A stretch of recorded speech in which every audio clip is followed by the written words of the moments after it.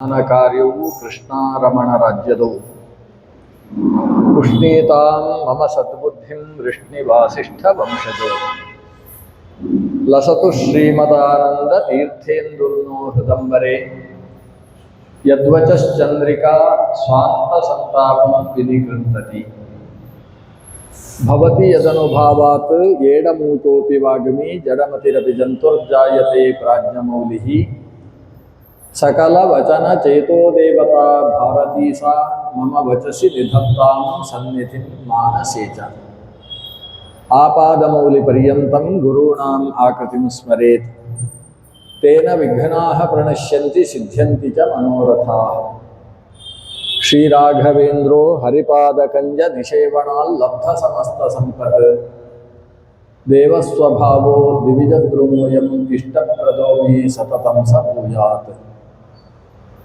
ತಪಸ್ವಾಧ್ಯಾಯ ಶುಶ್ರೂಷಾ ಕೃಷ್ಣಪೂಜಾರತಂ ಮುನಿಂ ವಿಶ್ವೇಶಮಿಷ್ಟದಂ ವಂದೇ ಪರಿವ್ರಾಟ್ ಚಕ್ರವರ್ತಿನಂ ಶ್ರೀ ಗುರುಭ್ಯೋ ನಮಃ. ಶ್ರೀ ರಾಘವೇಂದ್ರ ಗುರುಗಳ ಅಧ್ಯಾತ್ಮದ ಜ್ಞಾನದ ಕೊಡುಗೆಯ ಬಗ್ಗೆ ನಾವು ನಿನ್ನೆ ಮತ್ತು ಮೊನ್ನೆ 2 ದಿವಸಗಳಿಂದ ಕೆಲವು ಚಿಂತನೆಗಳನ್ನು ನಡೆಸ್ತಾ ಇದ್ದೇವೆ. ಉಪನಿಷತ್ತುಗಳಲ್ಲಿ ಶ್ರೀ ರಾಘವೇಂದ್ರ ಸ್ವಾಮಿಗಳು ಅವತರಣಿಕೆ ಕೊಡುವುದರ ಮೂಲಕ ಉಪನಿಷತ್ತಿನ ಸಮಗ್ರ ಪರಿಚಯವನ್ನು ಹೇಗೆ ಮಾಡ್ತಾರೆ ಮತ್ತು ಉಪಸಂಹಾರದಲ್ಲಿ ಅದರ ಅಭಿಪ್ರಾಯವನ್ನು ಹೇಗೆ ಕೊಡ್ತಾರೆ ಅನ್ನುವುದನ್ನು ನಾವು ನಿನ್ನೆ ಗಮನಿಸಿದೆವು. ಶ್ರೀಮದ್ ಭಗವದ್ಗೀತೆ ಅದು ಮಹಾಭಾರತದಲ್ಲಿ ಬಂದಂತಹ ಉಪನಿಷತ್ತು. ಅದನ್ನು ಗೀತೋಪನಿಷತ್ತು ಅಂತ ಕರೀತಾರೆ. ಯಾಕಂದರೆ ಸಕಲ ಶಾಸ್ತ್ರಗಳಲ್ಲಿ ಸಾರ ಮಹಾಭಾರತ, ಆ ಮಹಾಭಾರತದ ಸಾರ ಭಗವದ್ಗೀತೆ ಮತ್ತು ವಿಷ್ಣು ಸಹಸ್ರನಾಮ ಅಂತ ವರಾಹ ಪುರಾಣ ಮತ್ತು ಕೂರ್ಮ ಪುರಾಣದ ಆರಂಭದಲ್ಲಿ ಒಂದು ನಿರೂಪಣೆ ಇದೆ. ಶಾಸ್ತ್ರೇಷು ಭಾರತಂ ಸಾರಃ ತತ್ರ ನಾಮ ಸಹಸ್ರಕಂ ವೈಷ್ಣವಂ ಕೃಷ್ಣಗೀತಾ ಚ ತಜ್ಞಾನಾತ್ ಮುಚ್ಯತೇಂಜಸ. ಅಂತಹ ಶ್ರೀಮದ್ ಭಗವದ್ಗೀತೆ ಅದು ಸಮಗ್ರ ಶಾಸ್ತ್ರದ ಸಾರ ಸ್ವರೂಪದಲ್ಲಿ ಭೀಷ್ಮ ಪರ್ವದಲ್ಲಿ ಬರ್ತದೆ. ಮನುಷ್ಯನ ಬದುಕಿನ ಧರ್ಮದ ಬಗ್ಗೆ ನಿರೂಪಣೆ ಮಾಡ್ತದೆ. ಅರ್ಜುನನಿಗೂ ಶ್ರೀಕೃಷ್ಣನಿಗೂ ನಡೆದಂತಹ ಸಂವಾದ, ಯುದ್ಧ ಬೇಡ ಅಂತ ಸೋತು ನಿಂತಹ ಅರ್ಜುನನಿಗೆ ನಿನ್ನ ಧರ್ಮವನ್ನು ನೀನು ನಡೆಸಬೇಕಾದದ್ದು ಕರ್ತವ್ಯ ಅಂತ ನಿರೂಪಣೆ ಮಾಡಿದಂತಹ ಒಂದು ಧರ್ಮಶಾಸ್ತ್ರ ಶ್ರೀಮದ್ ಭಗವದ್ಗೀತೆ. ಆದ್ದರಿಂದಲೇ ಭಗವದ್ಗೀತೆಯ ಮೊದಲನೆಯ ಅಕ್ಷರ ಮತ್ತು ಕೊನೆಯ ಅಕ್ಷರವನ್ನು ಸೇರಿಸಿದರೆ ಧರ್ಮ ಅನ್ನುವುದೇ ಬರ್ತದೆ. ಧರ್ಮ ಕ್ಷೇತ್ರೆ ಅಂತ ಧರ್ ಅನ್ನುವ ಶಬ್ದದಿಂದ ಅಕ್ಷರದಿಂದ ಆರಂಭವಾದ ಭಗವದ್ಗೀತೆ ಧ್ರುವ ನೀತಿರ್ ಮತಿರ್ ಮಮ ಅನ್ನುವ ಮಕಾರದಲ್ಲಿ ಉಪಸಂಹಾರವಾಗ್ತದೆ. ಹಾಗಾಗಿ ಧರ್ಮ ಅನ್ನುವುದರಲ್ಲಿ ಸಂಪೂರ್ಣವಾಗಿ ಸೇರಿಕೊಂಡಿರತಕ್ಕಂಥದ್ದು ಶ್ರೀಮದ್ ಭಗವದ್ಗೀತೆ. ಭಗವದ್ಗೀತೆಯ ಸಮಗ್ರ ವಿಷಯದ ಅವಲೋಕನೆ ಮಾಡ್ತಾ ಹೋದಾಗ ಅದು ನಮಗೆ ಜೀವನದ ಒಂದು ಮಾರ್ಗವನ್ನು ನಿರೂಪಣೆ ಮಾಡ್ತದೆ.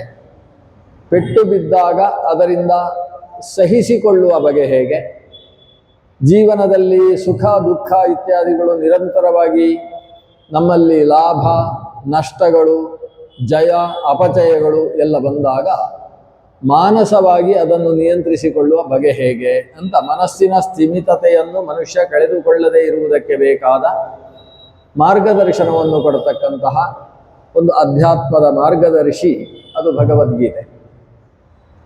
ಅಂತಹ ಗೀತೆಗೆ ಶ್ರೀರಾಯರು ಒಂದು ಅವತರಣಿಕೆಯ ಜೊತೆಗೆ ಗೀತೆಯ ಪದಗಳಿಗೆ ಅರ್ಥವನ್ನು ವಿವರಣೆ ಮಾಡ್ತಾರೆ. ಅದಕ್ಕೆ ಗೀತಾ ವಿವೃತಿ ಅಂತ ನಾವಿವತ್ತು ಕರೆಯೋದು. ಅವರು ಹೇಳ್ತಾರೆ, ಗೀತಾರ್ಥ ವರ್ಣನೆ, ಭಗವದ್ಗೀತೆಯ ಅರ್ಥದ ವರ್ಣನೆಯನ್ನು ನಾನು ಮಾಡ್ತೇನೆ. ಲಕ್ಷ್ಮೀನಾರಾಯಣಂ ನತ್ವಾ ಪೂರ್ಣಬೋಧಾನುಗುರು ನಪಿ. ಲಕ್ಷ್ಮೀ ಸಮೇತನಾದ ನಾರಾಯಣನನ್ನು ನಮಸ್ಕರಿಸಿ, ಪೂರ್ಣಬೋಧ ಅಂತ ಕರೆಸಿಕೊಂಡಂತಹ ಪೂರ್ಣಪ್ರಜ್ಞರನ್ನು ನಮಸ್ಕರಿಸಿ, ಆ ಗುರುಗಳ ಅನುಗ್ರಹದಿಂದ ಶ್ರೀಕೃಷ್ಣ ಗೀತಾಯಾ ಅರ್ಥ ಸಂಗ್ರಹಂ ಕುರ್ವೇ ಅಂತ ಶ್ರೀಕೃಷ್ಣ ಹೇಳಿದ ಗೀತೆ. ಹಾಗಾದರೆ ಭಗವದ್ಗೀತೆ ಅನ್ನುವ ಶಬ್ದಕ್ಕೆ ಏನರ್ಥ ಅನ್ನುವುದನ್ನು ಈ ಮಂಗಳ ಶ್ಲೋಕದಲ್ಲಿರುವ ಶ್ರೀಕೃಷ್ಣ ಗೀತಾಯಾಹ ಎಂಬ ಶಬ್ದವೇ ವಿವರಣೆ ಕೊಡ್ತದೆ. ಭಗವಂತನ ಗೀತೆ, ಶ್ರೀಕೃಷ್ಣನ ಗೀತೆ. ಕೃಷ್ಣನ ಗೀತೆ ಅಂದರೆ ಕೃಷ್ಣನಿಗೂ ಗೀತೆಗೂ ಸಂಬಂಧವನ್ನು ಆ ಷಷ್ಠಿ ವಿಭಕ್ತಿ ಹೇಳ್ತದೆ. ಅಂದರೆ ಶ್ರೀಕೃಷ್ಣ ಉಸುರಿದ ಗೀತೆ, ಶ್ರೀಕೃಷ್ಣ ಉಪದೇಶಿಸಿದ ಗೀತೆ.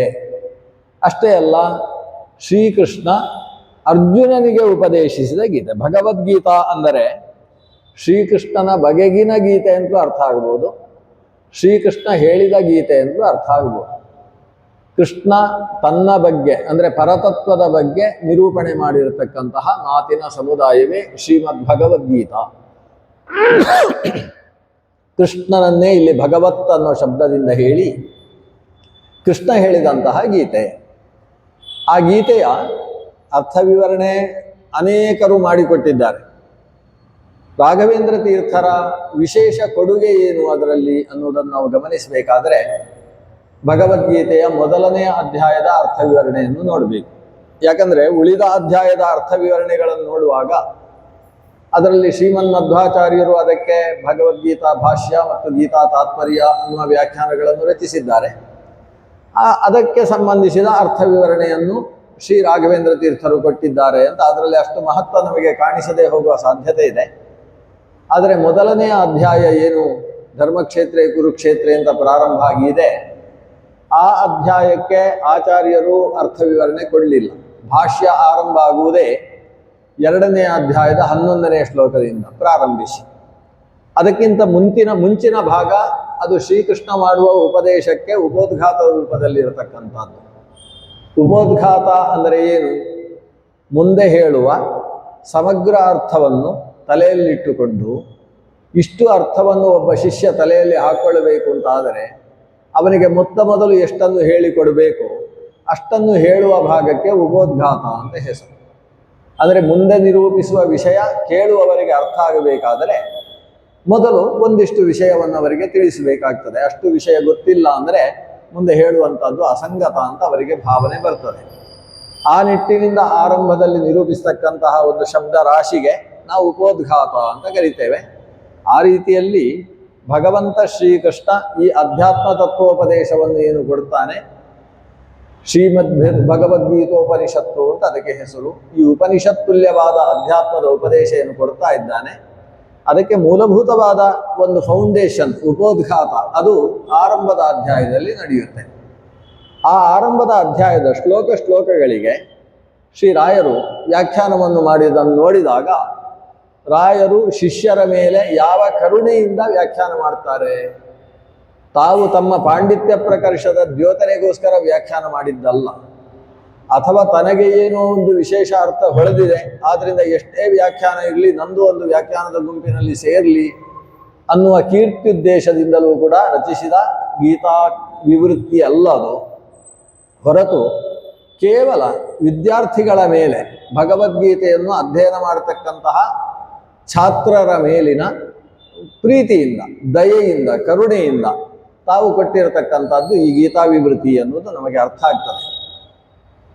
ಒಂದೆರಡು ಶ್ಲೋಕಗಳನ್ನು ನಾವು ಗಮನಿಸುವುದಾದರೆ, ಗೀತೆಯ ಆರಂಭದಲ್ಲಿ ಧರ್ಮಕ್ಷೇತ್ರೇ ಅಂತ ಸಂಜಯನ ಧೃತರಾಷ್ಟ್ರ ಪ್ರಶ್ನಿಸ್ತಾನೆ. ಸಂಜಯ ಅದಕ್ಕೆ ಉತ್ತರ ಕೊಡ್ತಾನೆ.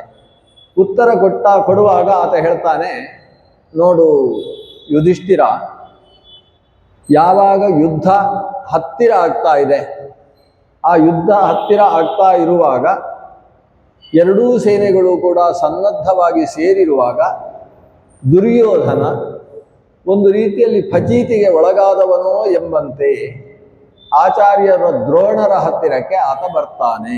ಇದು ಗೀತೆ ಆರಂಭ ಆಗತಕ್ಕಂಥದ್ದು. ದೃಷ್ಟ್ವೈತಾಂ ಪಾಂಡವಾನೀಕಂ ದೃಷ್ಟುವ ಇಮಂ ಪಾಂಡವಾನೀಕಂ, ಈ ಪಾಂಡವರ ಅನೀಕ ಅಂದರೆ ಸೇನೆ, ಅದನ್ನು ಕಂಡು ರಾಜ ದುರ್ಯೋಧನಸ್ತದ, ನಿಜವಾಗಿ ರಾಜಕುಮಾರವ, ರಾಜಪುತ್ರ, ಆದರೆ ಅವನನ್ನಿಲ್ಲಿ ರಾಜ ಅಂತ ಉಲ್ಲೇಖ ಮಾಡ್ತಾರೆ. ಯುವರಾಜನಾದಂತಹ ದುರ್ಯೋಧನ ಆಚಾರ್ಯಮುಪಸಂಗಮ್ಯ ರಾಜ ವಚನಮಬ್ರವೀತ್, ಆಚಾರ್ಯ ದ್ರೋಣರ ಹತ್ತಿರಕ್ಕೆ ಬಂದು ದುರ್ಯೋಧನ ಮಾತಾಡಿದ. ಏನು ಮಾತಾಡ್ತಾನೆ? ಅವನು ಮೊದಲು ಹೇಳುವುದು, ಪಶ್ಯೈತಾಂ ಪಾಂಡುಪುತ್ರಾಣಾಂ ಆಚಾರ್ಯ ಮಹತೀಂ ಚಮೂಂ ವ್ಯೂಢಾಂ ದೃಪದ ಪುತ್ರೇಣ ತವ ಶಿಷ್ಯೇಣ ಧೀಮತ. ನೋಡು ದ್ರೋಣಾಚಾರ್ಯ, ನಿನ್ನ ಶಿಷ್ಯನಾದ ಮಹಾಜ್ಞಾನಿಯಾದ ಧೀಮಾನ್ ಅನಿಸಿರತಕ್ಕಂತಹ ನಿನ್ನ ಶಿಷ್ಯ ಯಾರು? ದೃಷ್ಟದ್ಯುಮ್ನ. ಅವನು ಯಾವ ರೀತಿ ಇಲ್ಲಿ ದೊಡ್ಡ ವ್ಯೂಹವನ್ನು ಕಟ್ಟಿಟ್ಟಿದ್ದಾನೆ, ಶಕಟ ವ್ಯೂಹವನ್ನು ನಿರ್ಮಾಣ ಮಾಡಿದ್ದಾನೆ, ಇದನ್ನು ಒಂದು ಸಲ ನೋಡು. ಹಾಗಾದರೆ ನಿನ್ನ ಶಿಷ್ಯನೇ ಪರಪಕ್ಷದ ಸೇನಾಧಿಪತಿಯಾಗಿದ್ದಾನೆ. ಆತ ದೃಪದನ ಮಗನಾದಂತಹ ದೃಪದ ಪುತ್ರ ದೃಷ್ಟದ್ಯುಮ್ನ. ಅವನು 7 ಅಕ್ಷೌಹಿಣಿ ಸೈನ್ಯವನ್ನು ಈ 11 ಅಕ್ಷೌಹಿಣಿ ಸೈನ್ಯದ ಕೌರವ ಸೇನೆಯ ಮುಂದಕ್ಕೆ ಯಾವ ಕಾರಣದಿಂದಲೂ ಸೋಲಬಾರದು ಅನ್ನುವ ನಿಟ್ಟಿನಿಂದ ಭಾರಿ ಗಟ್ಟಿಮುಟ್ಟಾದಂತಹ ಶಕಟವ್ಯೂಹ ಅನ್ನುವ ವ್ಯೂಹವನ್ನು ರಚಿಸಿ ನಮ್ಮ ಮುಂದೆ ನಿಲ್ಲಿಸಿದ್ದಾನೆ.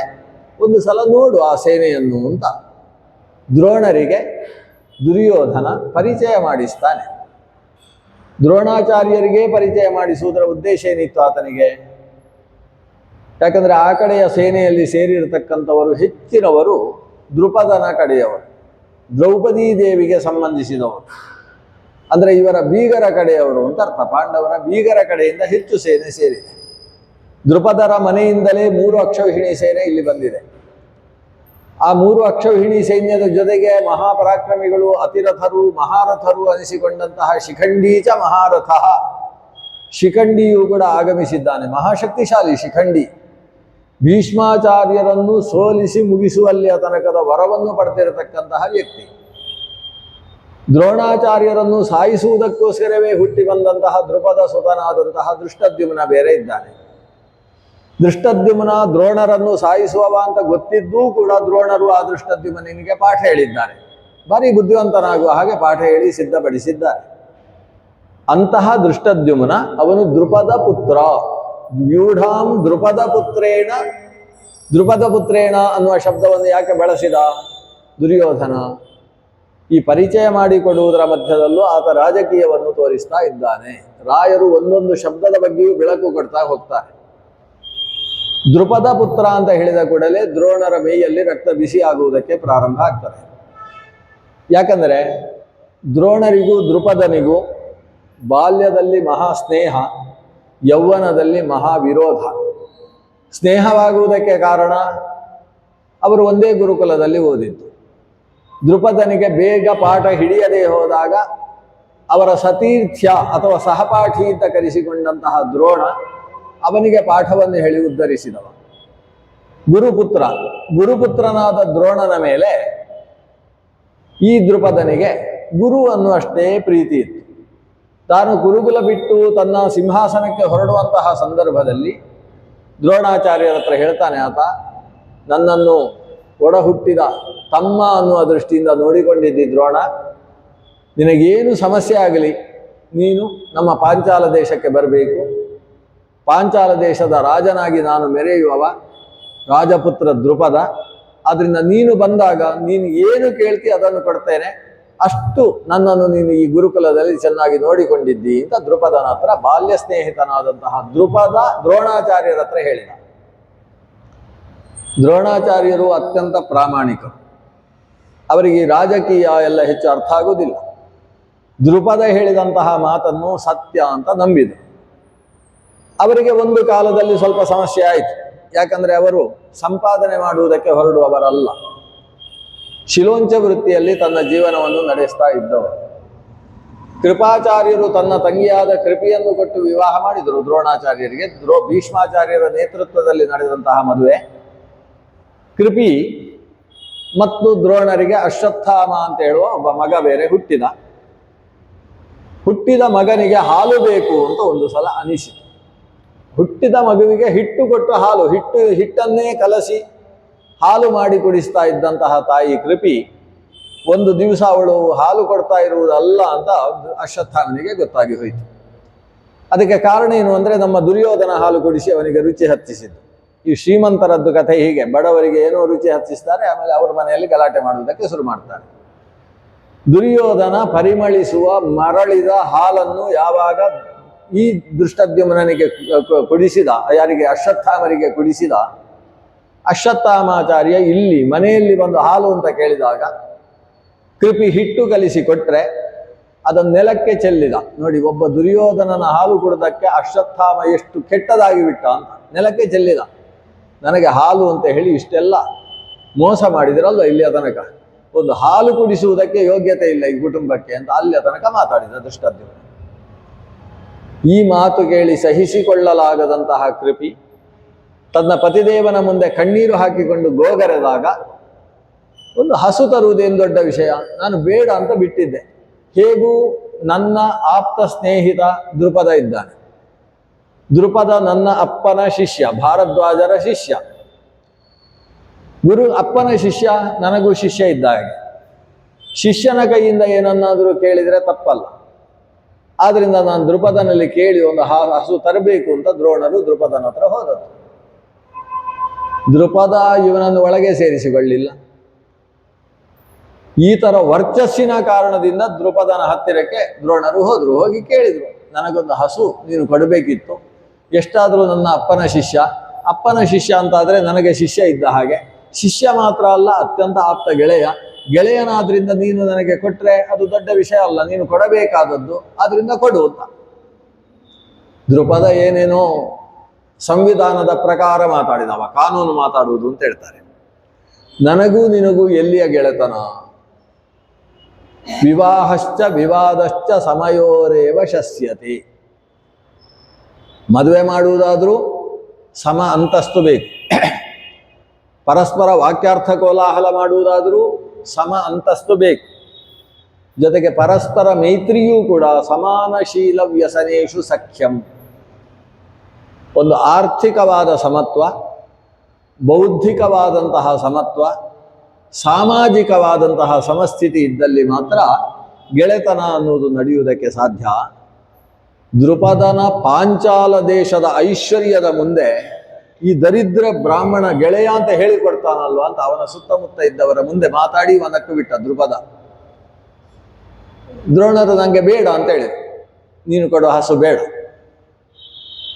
ನನ್ನನ್ನು ಬಾಲ್ಯದಲ್ಲಿ ನೀನೇ ನಂಬಿಸಿ ಅವತ್ತೊಂದು ನಾಲಿಗೆ ಇವತ್ತೊಂದು ನಾಲಿಗೆ, ಕೇಳಿದ್ದು ಕೊಡ್ತೇನೆ, ನನ್ನ ರಾಜ್ಯ ಬೇಕಾದ್ರೆ ನಿನಗೆ ಅರ್ಧದಷ್ಟು ಕೊಡ್ತೇನೆ ಅಂತ ಅವತ್ತು ಮಾತಾಡಿದವ, ಇವತ್ತು ಹೀಗೆ ಮಾತಾಡ್ತಿ ಅಂತಾದರೆ ನಿನ್ನನ್ನು ಮಣಿಸಿ ನನ್ನ ಕಾಲ ಬುಡಕ್ಕೆ ಬೀಳಿಸಿ ನಿನ್ನ ರಾಜ್ಯವನ್ನು ಕಿತ್ತುಕೊಳ್ಳಿಲ್ಲ ಅಂತ ಹೇಳಿದರೆ, ಕಿತ್ತುಕೊಂಡು ಅರ್ಧದಷ್ಟು ರಾಜ್ಯವನ್ನು ನಿನಗೆ ಕೊಟ್ಟು ಅರ್ಧ ರಾಜ್ಯ ನನಗೆ ಅರ್ಧ ರಾಜ್ಯ ನಿನಗೆ ಅಂತ ಆದಾಗ, ಈಗ ನಾನು ಸಮನಾಗಿದ್ದೇನೆ, ಗೆಳೆತನವನ್ನು ಸ್ವೀಕರಿಸು ಅಂತ ನಿನ್ನ ಹತ್ರ ಗೆಳೆತನವನ್ನು ಸ್ವೀಕಾರ ಮಾಡಿಸಲಿಲ್ಲ ಅಂತ ಆದರೆ ನಾನು ಭಾರದ್ವಾಜ ಗೋತ್ರೋತ್ಪನ್ನನಾದ ದ್ರೋಣನೇ ಅಲ್ಲ ಅಂತ ಒಂದು ಪ್ರತಿಜ್ಞೆ ಮಾಡಿದ್ರು ಅಲ್ಲಿಗೆ.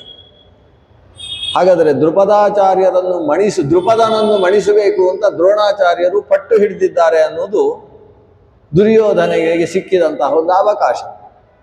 ಅಂತಹ ದ್ರೋಣರನ್ನು ಮುಂದಿಟ್ಟುಕೊಂಡು ಪಾಂಡವರ ಕಡೆಯಲ್ಲಿ ದ್ರುಪದನ ಕಡೆಯವರೇ ಜಾಸ್ತಿ ಇರುವುದರಿಂದ ಇದನ್ನು ಕುರುಪಾಂಡವ ಯುದ್ಧ ಅನ್ನುವುದಕ್ಕಿಂತ ಹೆಚ್ಚಾಗಿ ಕುರು ಪಾಂಚಾಲ ಯುದ್ಧ ಅಂತ ಯೋಜನೆ ಮಾಡಿರತಕ್ಕಂಥವ ದುರ್ಯೋಧನ. ಪಾಂಚಾಲರಿಗೂ ಕೌರವರಿಗೂ ನಡೆಯುವ ಯುದ್ಧ ಅಂತ.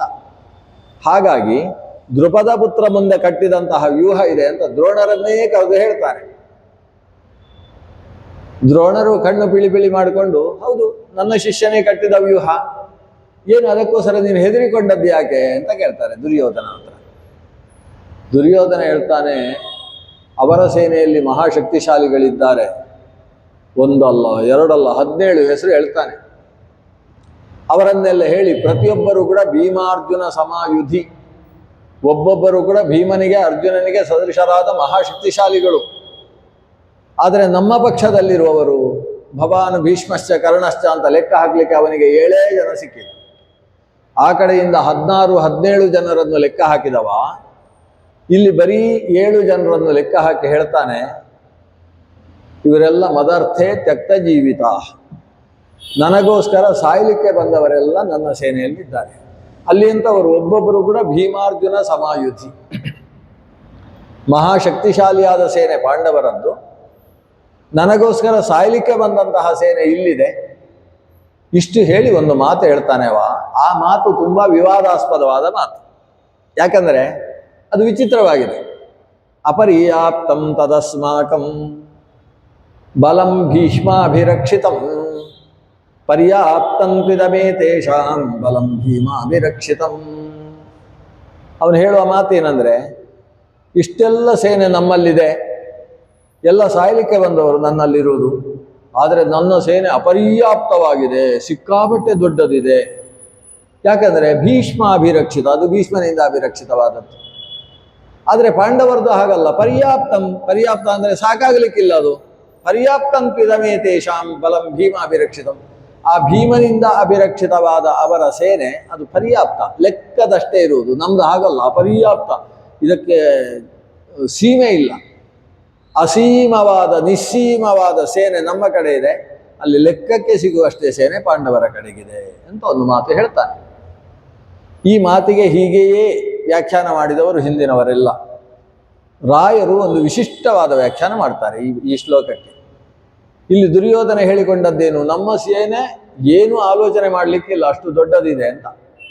ಆದರೆ ಆ ರಾಯರು ಹೇಳ್ತಾರೆ, ದುರ್ಯೋಧನ ಮೇಲ್ನೋಟಕ್ಕೆ ಹಾಗೆ ಹೇಳಿದ್ದಾನೆ, ಆದರೆ ಅದರ ಒಳಗಿನ ಆಂತರ್ಯ ಬೇರಿದೆ. ನನ್ನ ಸೇನೆ ಏನೂ ಸಾಲದು ಅಂತ ಅವ ಹೇಳ್ತಾ ಇರೋದು. ಅಪರ್ಯಾಪ್ತ ಅಂತ ಒಂದು ಶಬ್ದ ಇದೆ ಅಲ್ವಾ, ಈ ಶಬ್ದ ಅನೇಕ ಮಜಲುಗಳಲ್ಲಿ ಅರ್ಥವನ್ನು ಕೊಡುವಂತಹ ಶಬ್ದ. ಈಗ ತಾನೇ ಹೇಳಿದ ಹಾಗೆ ಅಪರ್ಯಾಪ್ತಂ ಅಂದರೆ ಅದಕ್ಕೆ ಪರ್ಯಾಪ್ತಿಯೇ ಇಲ್ಲ, ಕೊನೆಯೇ ಇಲ್ಲ ಅಂತ ಒಂದು ಅರ್ಥ ಇದೆ. ಇನ್ನೊಂದು ಅರ್ಥದಲ್ಲಿ ಪರ್ಯಾಪ್ತ ಅಂದರೆ ಸಾಕು ಅಂತ ಅರ್ಥ, ಅಪರ್ಯಾಪ್ತ ಅಂದರೆ ಸಾಕಾಗಲಿಕ್ಕಿಲ್ಲ ಅಂತ ಅರ್ಥ. ನಾವು ಲೋಕದಲ್ಲಿ ಬಳಸುವುದು ಅದೇ ಅರ್ಥದಲ್ಲಿ ಹೆಚ್ಚಾಗಿ. ಪರ್ಯಾಪ್ತವಾ ಅಂತ ಕೇಳಿದ್ರೆ ಏನು, ಸಾಕಾ? ನಾ ಪರ್ಯಾಪ್ತಂ ಅಂದರೆ ಏನರ್ಥ, ಸಾಕಾಗಲ್ಲ ಅಂತ. ಹಾಗಾದ್ರೆ ಇವೇನು ಹೇಳಿದ, ಅಪರ್ಯಾಪ್ತಂ ತದಸ್ಮಾಕಂ ಬಲಂ ಭೀಷ್ಮಾಭಿರಕ್ಷಿತಂ. ನಮ್ಮ ಸೇನೆ ನೋಡಲಿಕ್ಕೆ 11 ಅಕ್ಷೌಹಿಣಿಯಷ್ಟು ದೊಡ್ಡದಿದೆ. ಪಾಂಡವರ ಸೇನೆ ಲೆಕ್ಕಾಚಾರ ಮಾಡಿದರೆ ಇರುವುದು 7 ಅಕ್ಷೌಹಿಣಿ, ಅವರಿಗಿಂತ 4 ಅಕ್ಷೌಹಿಣಿಯಷ್ಟು ದೊಡ್ಡ ಸೇನೆ ನಮ್ದು. ಆದರೆ ಅಪರ್ಯಾಪ್ತಂ, ಅದು ಸಾಕಾಗುವುದಿಲ್ಲ. ಯಾಕೆ ಸಾಕಾಗುವುದಿಲ್ಲ ಅಂದರೆ ಒಂದು 3-4 ಕಾರಣಗಳುಂಟು. ಅದರಲ್ಲಿ ಒಂದು ಕಾರಣವನ್ನು ಕೊಟ್ಟು ಅಪರ್ಯಾಪ್ತಂ ಅಂತಾನೆ. ಏನು ಅವನ ಕಾರಣ? ಒಂದು ತತ್ ಅಂತಾನೆ. ತತ್ ಅಂದರೆ ಅದು ದೂರದಲ್ಲಿರುವ ಸೇನೆ ಅಂತ ಅರ್ಥ. ಇದಂ ಅಂದರೆ ಇದು ಅಂತ ಅರ್ಥ. ಇದು ಬೇರೆ, ಅದು ಬೇರೆ. ತತ್ ಅಂದರೆ ಅದು ಅಂತ ಅಲ್ವಾ. ತತ್ ಇಂಗ್ಲಿಷ್ನಲ್ಲೂ ತತ್ ಅಂತಲೇ ಬರೀತಾರೆ, THAT, ತತ್ ಅಂತಲೇ ಬರೆಯೋದು. ಓದೋದು ಮಾತ್ರ ದಟ್ ಅಂತ. ಆ ತತ್ ಅಂದರೆ ದೂರದಲ್ಲಿರುವಂತಹದ್ದು ಅಂತ ಅರ್ಥ. ಇದಂ ಅಂದರೆ ಇದು ಅಂತ ಅರ್ಥ, ಹತ್ತಿರದಲ್ಲಿರುವಂತಹದ್ದು ಅಂತ ಅರ್ಥ. ಆತ ಹೇಳ್ತಾನೆ, ಅಪರ್ಯಾಪ್ತಂ ತತ್ ಅಸ್ಮಾಕಂ ಬಲಂ ಭೀಷ್ಮಾಭಿರಕ್ಷಿತಂ. ನಮಗೆ ನಮ್ಮ ಸೇನೆ ದೂರವಾಗಿ ಬಿಟ್ಟಿದೆ. ಯಾಕೆ ದೂರವಾಗಿದೆ? ಯಾಕಂದರೆ ಎಲ್ಲ ಮನಸ್ಸಿಟ್ಟು ನನ್ನ ಕಡೆಗೆ ಬಂದವರಲ್ಲ, ದಾಕ್ಷಿಣ್ಯಕ್ಕೆ ಬಂದು ಸೇರಿಕೊಂಡವರು. ದುರ್ಯೋಧನನನ್ನು ಗೆಲ್ಲಿಸಬೇಕು ಅಂತ ಬಂದವರು. ಲೆಕ್ಕ ಹಾಕಿದರೆ ಯಾರಿರುವುದು? ಶಕುನಿ ಒಬ್ಬ ಇದ್ದಾನೆ, ಆ ಕಡೆ ಕರ್ಣ ಒಬ್ಬ ಇದ್ದಾನೆ, ಇನ್ನು ಹುಡುಕಿದ್ರೆ ಇವನ ತಮ್ಮಂದಿರು ದುರ್ಯೋಧನ ದುಶ್ಯಾಸನ ಪ್ರಭೃತಿಗಳಿದ್ದಾರೆ. ಮತ್ತೆ ಯಾರು ಸಿಗಬೇಕು ಅವರಿಗೆ? ಅವನ ಮಕ್ಕಳಿದ್ದಾರೆ, ಲಕ್ಷ್ಮಣ ಮೊದಲಾದಂತಹ ಮಕ್ಕಳಿದ್ದಾರೆ. ಇವರು ಬಿಟ್ಟರೆ ಇವರಿಗೋಸ್ಕರ ಅಂತ ಹೋರಾಡಲಿಕ್ಕೆ ಯಾರೂ ಇಲ್ಲ. ಬಂದದ್ದು ದಾಕ್ಷಿಣ್ಯಕ್ಕೆ. ಧೃತರಾಷ್ಟ್ರ ಪಾಪ ಕರೆದಿದ್ದಾನೆ ಯುದ್ಧಕ್ಕೆ, ಒಂದಷ್ಟು ಸೇನೆಯ ಜೊತೆಗೆ ಹೋಗೋಣ, ಸತ್ತರೆ ಸತ್ತಿತು. ಸಾಯುವುದು ಯಾರ ಹತ್ರ? ಅರ್ಜುನನ ಹತ್ರ. ಅದು ಮುಂದೆ ಕೃಷ್ಣ ಇರ್ತಾನಲ್ವ, ಕೃಷ್ಣನ ಮುಂದೆ ಸತ್ತರೆ ಅದು ಒಳ್ಳೆಯದೇ ಅಂತ ಹೋಗಿ ಬಂದದ್ದು ದಾಕ್ಷಿಣ್ಯಕ್ಕೆ ಬಂದು. ಇನ್ನಂತೂ ಅವರದ್ದು ಎಷ್ಟಿತ್ತು ಅಕ್ಷೌಹಿಣಿ ಅಂದರೆ 8 ಅಕ್ಷೌಹಿಣಿ ಸೇನೆ ಇತ್ತು. 8 ಅಕ್ಷೌಹಿಣಿ ಇತ್ತು. ಪಾಂಡವರ ಕೆಳಗೆ 7 ಅಕ್ಷೌಹಿಣಿ ಇತ್ತು. ಈ ಸಮಯದಲ್ಲಿ ಏನಾಗಿ ಹೋಗಿತ್ತು ಅಂದರೆ ಶಲ್ಯ ಮಹಾಶಯರು ಭೂಪತಿಗಳು ಹೊರಟು ಬರ್ತಾ ಇದ್ರು. ಶಲ್ಯ ಭೂಪತಿಗಳು ಮಾದ್ರ ದೇಶದಿಂದ ಹೊರಟವರು, ಮದ್ರಾ ದೇಶದಿಂದ ಹೊರಟವರು 3 ಅಕ್ಷೌಹಿಣಿ ಸೈನ್ಯ ಹಿಡ್ಕೊಂಡು ಬಂದು.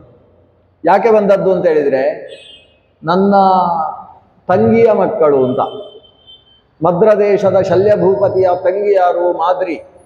ಮಾದ್ರಿಯ ಮಕ್ಕಳು ನಕುಲ ಸಹದೇವರು. ಆ ನಕುಲ ಸಹದೇವರ ಪಕ್ಷಕ್ಕೆ ನಾನು ಸಹಾಯ ಮಾಡಬೇಕು ಅಂತ 3 ಅಕ್ಷೌಹಿಣಿಯಷ್ಟು ಮಹಾಸೇನೆಯನ್ನು ಕರ್ಕೊಂಡು ಬರ್ತಾ ಇದ್ದಾನೆ ಶಲ್ಯ ಭೂಪತಿ. ದುರ್ಯೋಧನನಿಗೆ ಗೂಢಚಾರರ ಮುಖಾವರ ವಿಚಾರ ಸಿಕ್ಕಿತು. ಶಲ್ಯ ಭೂಪತಿ ಪಾಂಡವರ ಕಡೆಗೆ ಹೋದರೆ ಅವರ ಸೇನೆ 7 ಮತ್ತು 3 ಸೇರಿ 10 ಅಕ್ಷೌಹಿಣಿ ಆಗ್ತದೆ. ನಮ್ಮ ಸೇನೆ 8 ಅಕ್ಷೌಹಿಣಿ ಆಗ್ತದೆ. ಹಾಗಾದರೆ 8, 10 ನಾವು ಯುದ್ಧವನ್ನೇ ನಿಲ್ಲಿಸುವಂಥ ಪ್ರಸಂಗ ಬಂದು ಹೋಗುತ್ತೆ. ಯಾಕಂದರೆ ಆ ಅಕ್ಷೌಹಿಣಿ ಸೇನೆ ನೋಡಿ ನಮ್ಮಲ್ಲಿದ್ದವರೇ ಎದೆ ಹೊಡೆದು ಹೋಗ್ತದೆ. ಆಮೇಲೆ ಇವರು ಯುದ್ಧಕ್ಕೆ ಬರುವುದಿಲ್ಲ. ಈ ಪ್ರಸಂಗ ಉಂಟಾಗ್ತದೆ. ಏನಾದರೂ ಮಾಡಿ ಶಲ್ಯ ಭೂಪತಿಯನ್ನು ಬುಟ್ಟಿಗೆ ಹಾಕೊಳ್ಳಬೇಕು ಅಂತ ಆಲೋಚನೆ ಮಾಡಿ ದುರ್ಯೋಧನ ಏನು ಮಾಡಿದ? ಶಲ್ಯ ಭೂಪತಿಗಳು ಮದ್ರದೇಶದಿಂದ ಹೊರಟಿದ್ದಾರೆ ಅಂತ ಗೊತ್ತಾದ ಕೂಡಲೇ ಶಲ್ಯ ಭೂಪತಿಗಳಿಗೆ ಯಾವ್ಯಾವ ಚಟಗಳುಂಟು ಅಂತ ಎಲ್ಲ ನೋಡಿ ಆ ಎಲ್ಲ ಚಟಗಳಿಗೂ ದಾರಿಯಲ್ಲಿ ವ್ಯವಸ್ಥೆ ಮಾಡಿಕೊಟ್ಟ. ಶಲ್ಯ ಭೂಪತಿಗಳಿಗೆ ಸ್ವಲ್ಪ ಕುಡಿಯುವ ಚಟ ಜಾಸ್ತಿ ಇತ್ತು, ಹೆಣ್ಣುಗಳ ಚಟ ಜಾಸ್ತಿ ಇತ್ತು. ಇವ ಎಲ್ಲ ಕಡೆಯಲ್ಲೂ ಅತ್ಯಂತ ಸುವ್ಯವಸ್ಥೆ, ಅವರಿಗೆ ಯಾವುದು ಕೇಳಿದ್ರೂ ಸಿಗುವ ಹಾಗೆ ವ್ಯವಸ್ಥೆ. ದಾರಿಯಲ್ಲಿ ಎಲ್ಲೆಲ್ಲಿ ತಂಗಿಕೊಂಡು ಬರ್ತಾ ಇದ್ದಾರೆ ಅಲ್ಲೆಲ್ಲ ಈ ವ್ಯವಸ್ಥೆ. ರಸ್ತೆಯ ಬದಿಯಲ್ಲಿ ಇವರಿಗೆ ಡೇರೆ ಹಾಕಿ ವ್ಯವಸ್ಥೆ, ಇಲ್ಲಿ ಇವತ್ತು ವಸತಿ ಮಾಡಿಕೊಳ್ಳಿ, ಇಲ್ಲಿ ನಮ್ಮ ಎಲ್ಲ ರೀತಿಯ ವ್ಯವಸ್ಥೆ ಇದೆ ಅಂತ. ಇವನ ಸಮಗ್ರ ಸೇನೆಗೆ ಬೇಕಾದ ವ್ಯವಸ್ಥೆ ನಡೆದಿತ್ತು. ಶಲ್ಯ ಭೂಪತಿಗೆ ಆ ಮದ್ಯಪಾನ ಮಾಡಿ ಬೇರೆ ಎಲ್ಲ ಮದಿರಾ ಮಾನಿನಿ ಪ್ರಭೃತಿಗಳನ್ನೆಲ್ಲ ಸ್ವೀಕಾರ ಮಾಡಿದ ಮೇಲೆ ಒಂದು ಆನಂದ ಆಗಿ, ಯಾರಪ್ಪ ಇಷ್ಟು ನಮಗೆ ಸೇವೆ ಮಾಡ್ತಾ ಇರುವುದು, ಇಷ್ಟು ನನ್ನನ್ನು ಗೌರವದಿಂದ ಕಾಣ್ತಾ ಇರುವುದು, ಅದು ಯಾರೇ ಇಂಥ ಸೇವೆ ಮಾಡಿರಲಿ ಅವರು ಕೇಳಿದ್ದು ಕೊಡ್ತೇನೆ ಅಂತ ಸರಿಯಾಗಿ ಕುಡಿದ ಸ್ಥಿತಿಯಲ್ಲಿ ಮಾತಾಡಿಬಿಟ್ಟ. ಇವನು ಇಷ್ಟು ಮಾತಾಡುವುದನ್ನು ಬದಿಯಲ್ಲಿ ನಿಂತು ದುರ್ಯೋಧನ ಕೇಳ್ತಾ ಇದ್ದಾನೆ. ಅದಕ್ಕೋಸ್ಕರವೇ ಅಲ್ಲಿ ಬಂದವ. ಈ ಮಾವ ಇಷ್ಟು ಮಾತಾಡಿದ್ದೇ ದುರ್ಯೋಧನ ಸೀದಾ ಬಂದು ಅವನ ಮುಂದೆ ರತ್ನ ವೈಡೂರ್ಯಗಳನ್ನೆಲ್ಲ ಕಪ್ಪ ಕಾಣಿಕೆಗಳನ್ನು ಅವನಿಗಿತ್ತು ಪಾದಕ್ಕೆ ಅಡ್ಡ ಬೀಳ್ತಾನೆ. ಯಾರು ನೀನು ಅಂತ ಇವ ಕಣ್ಣು ಕೆಂಪು ಮಾಡಿಕೊಂಡು ಕೇಳ್ತಾನೆ. ಯಾಕಂದ್ರೆ ಕಣ್ಣೆಲ್ಲ ಕುಡಿದ ಅಮಲಿನಲ್ಲಿ ಕಣ್ಣು ಕೆಂಪಾಗಿದೆ. ಯಾರು ನೀನು ಅಂತ ಕೇಳಿದಾಗ ನಾನು ತಮ್ಮ ಪಾದ ಸೇವಕ ಅಂತ ಹೇಳ್ತಾನೆ ಇವ. ಪಾದ ಸೇವಕ ಅಂದ್ರೆ ಏನಿದು, ಭಾರಿ ಗಂಭೀರ ಧ್ವನಿ ಇದೆ ಎಲ್ಲ. ಯಾರು ನೀನು ಅಂತ. ನಾನು ನಿಮ್ಮ ಅಳಿಯ ಅಂತಾನೆ. ನಾನು ನಿಮ್ಮ ಅಳಿಯ. ಹೇಗೆ ಅಳಿಯ ಅಂದ್ರೆ ಇವನ ಲೆಕ್ಕಾಚಾರ ಹೇಗೆ? ಪಾಂಡು ಮತ್ತು ಧೃತರಾಷ್ಟ್ರ ಅಣ್ಣ ತಮ್ಮಂದಿರು. ಪಾಂಡುವಿಗೆ ನಿಮ್ಮ ತಂಗಿಯನ್ನು ಕೊಟ್ಟು ಮದುವೆ ಮಾಡಿದ್ದೀರಿ, ನನ್ನ ಚಿಕ್ಕಪ್ಪನಿಗೆ ನೀವು ಮದುವೆ ಮಾಡಿದ್ರಿಂದ ನಾನು ನಿಮಗೆ ಅಳಿಯ ಆಗಬೇಕು ಅಂತ. ಇವನು ಸಂಬಂಧದ ಕ್ರಮ ಸರಿ ಇದೆ. ನಾನು ನಿಮ್ಮ ಅಳಿಯ ದುರ್ಯೋಧನ.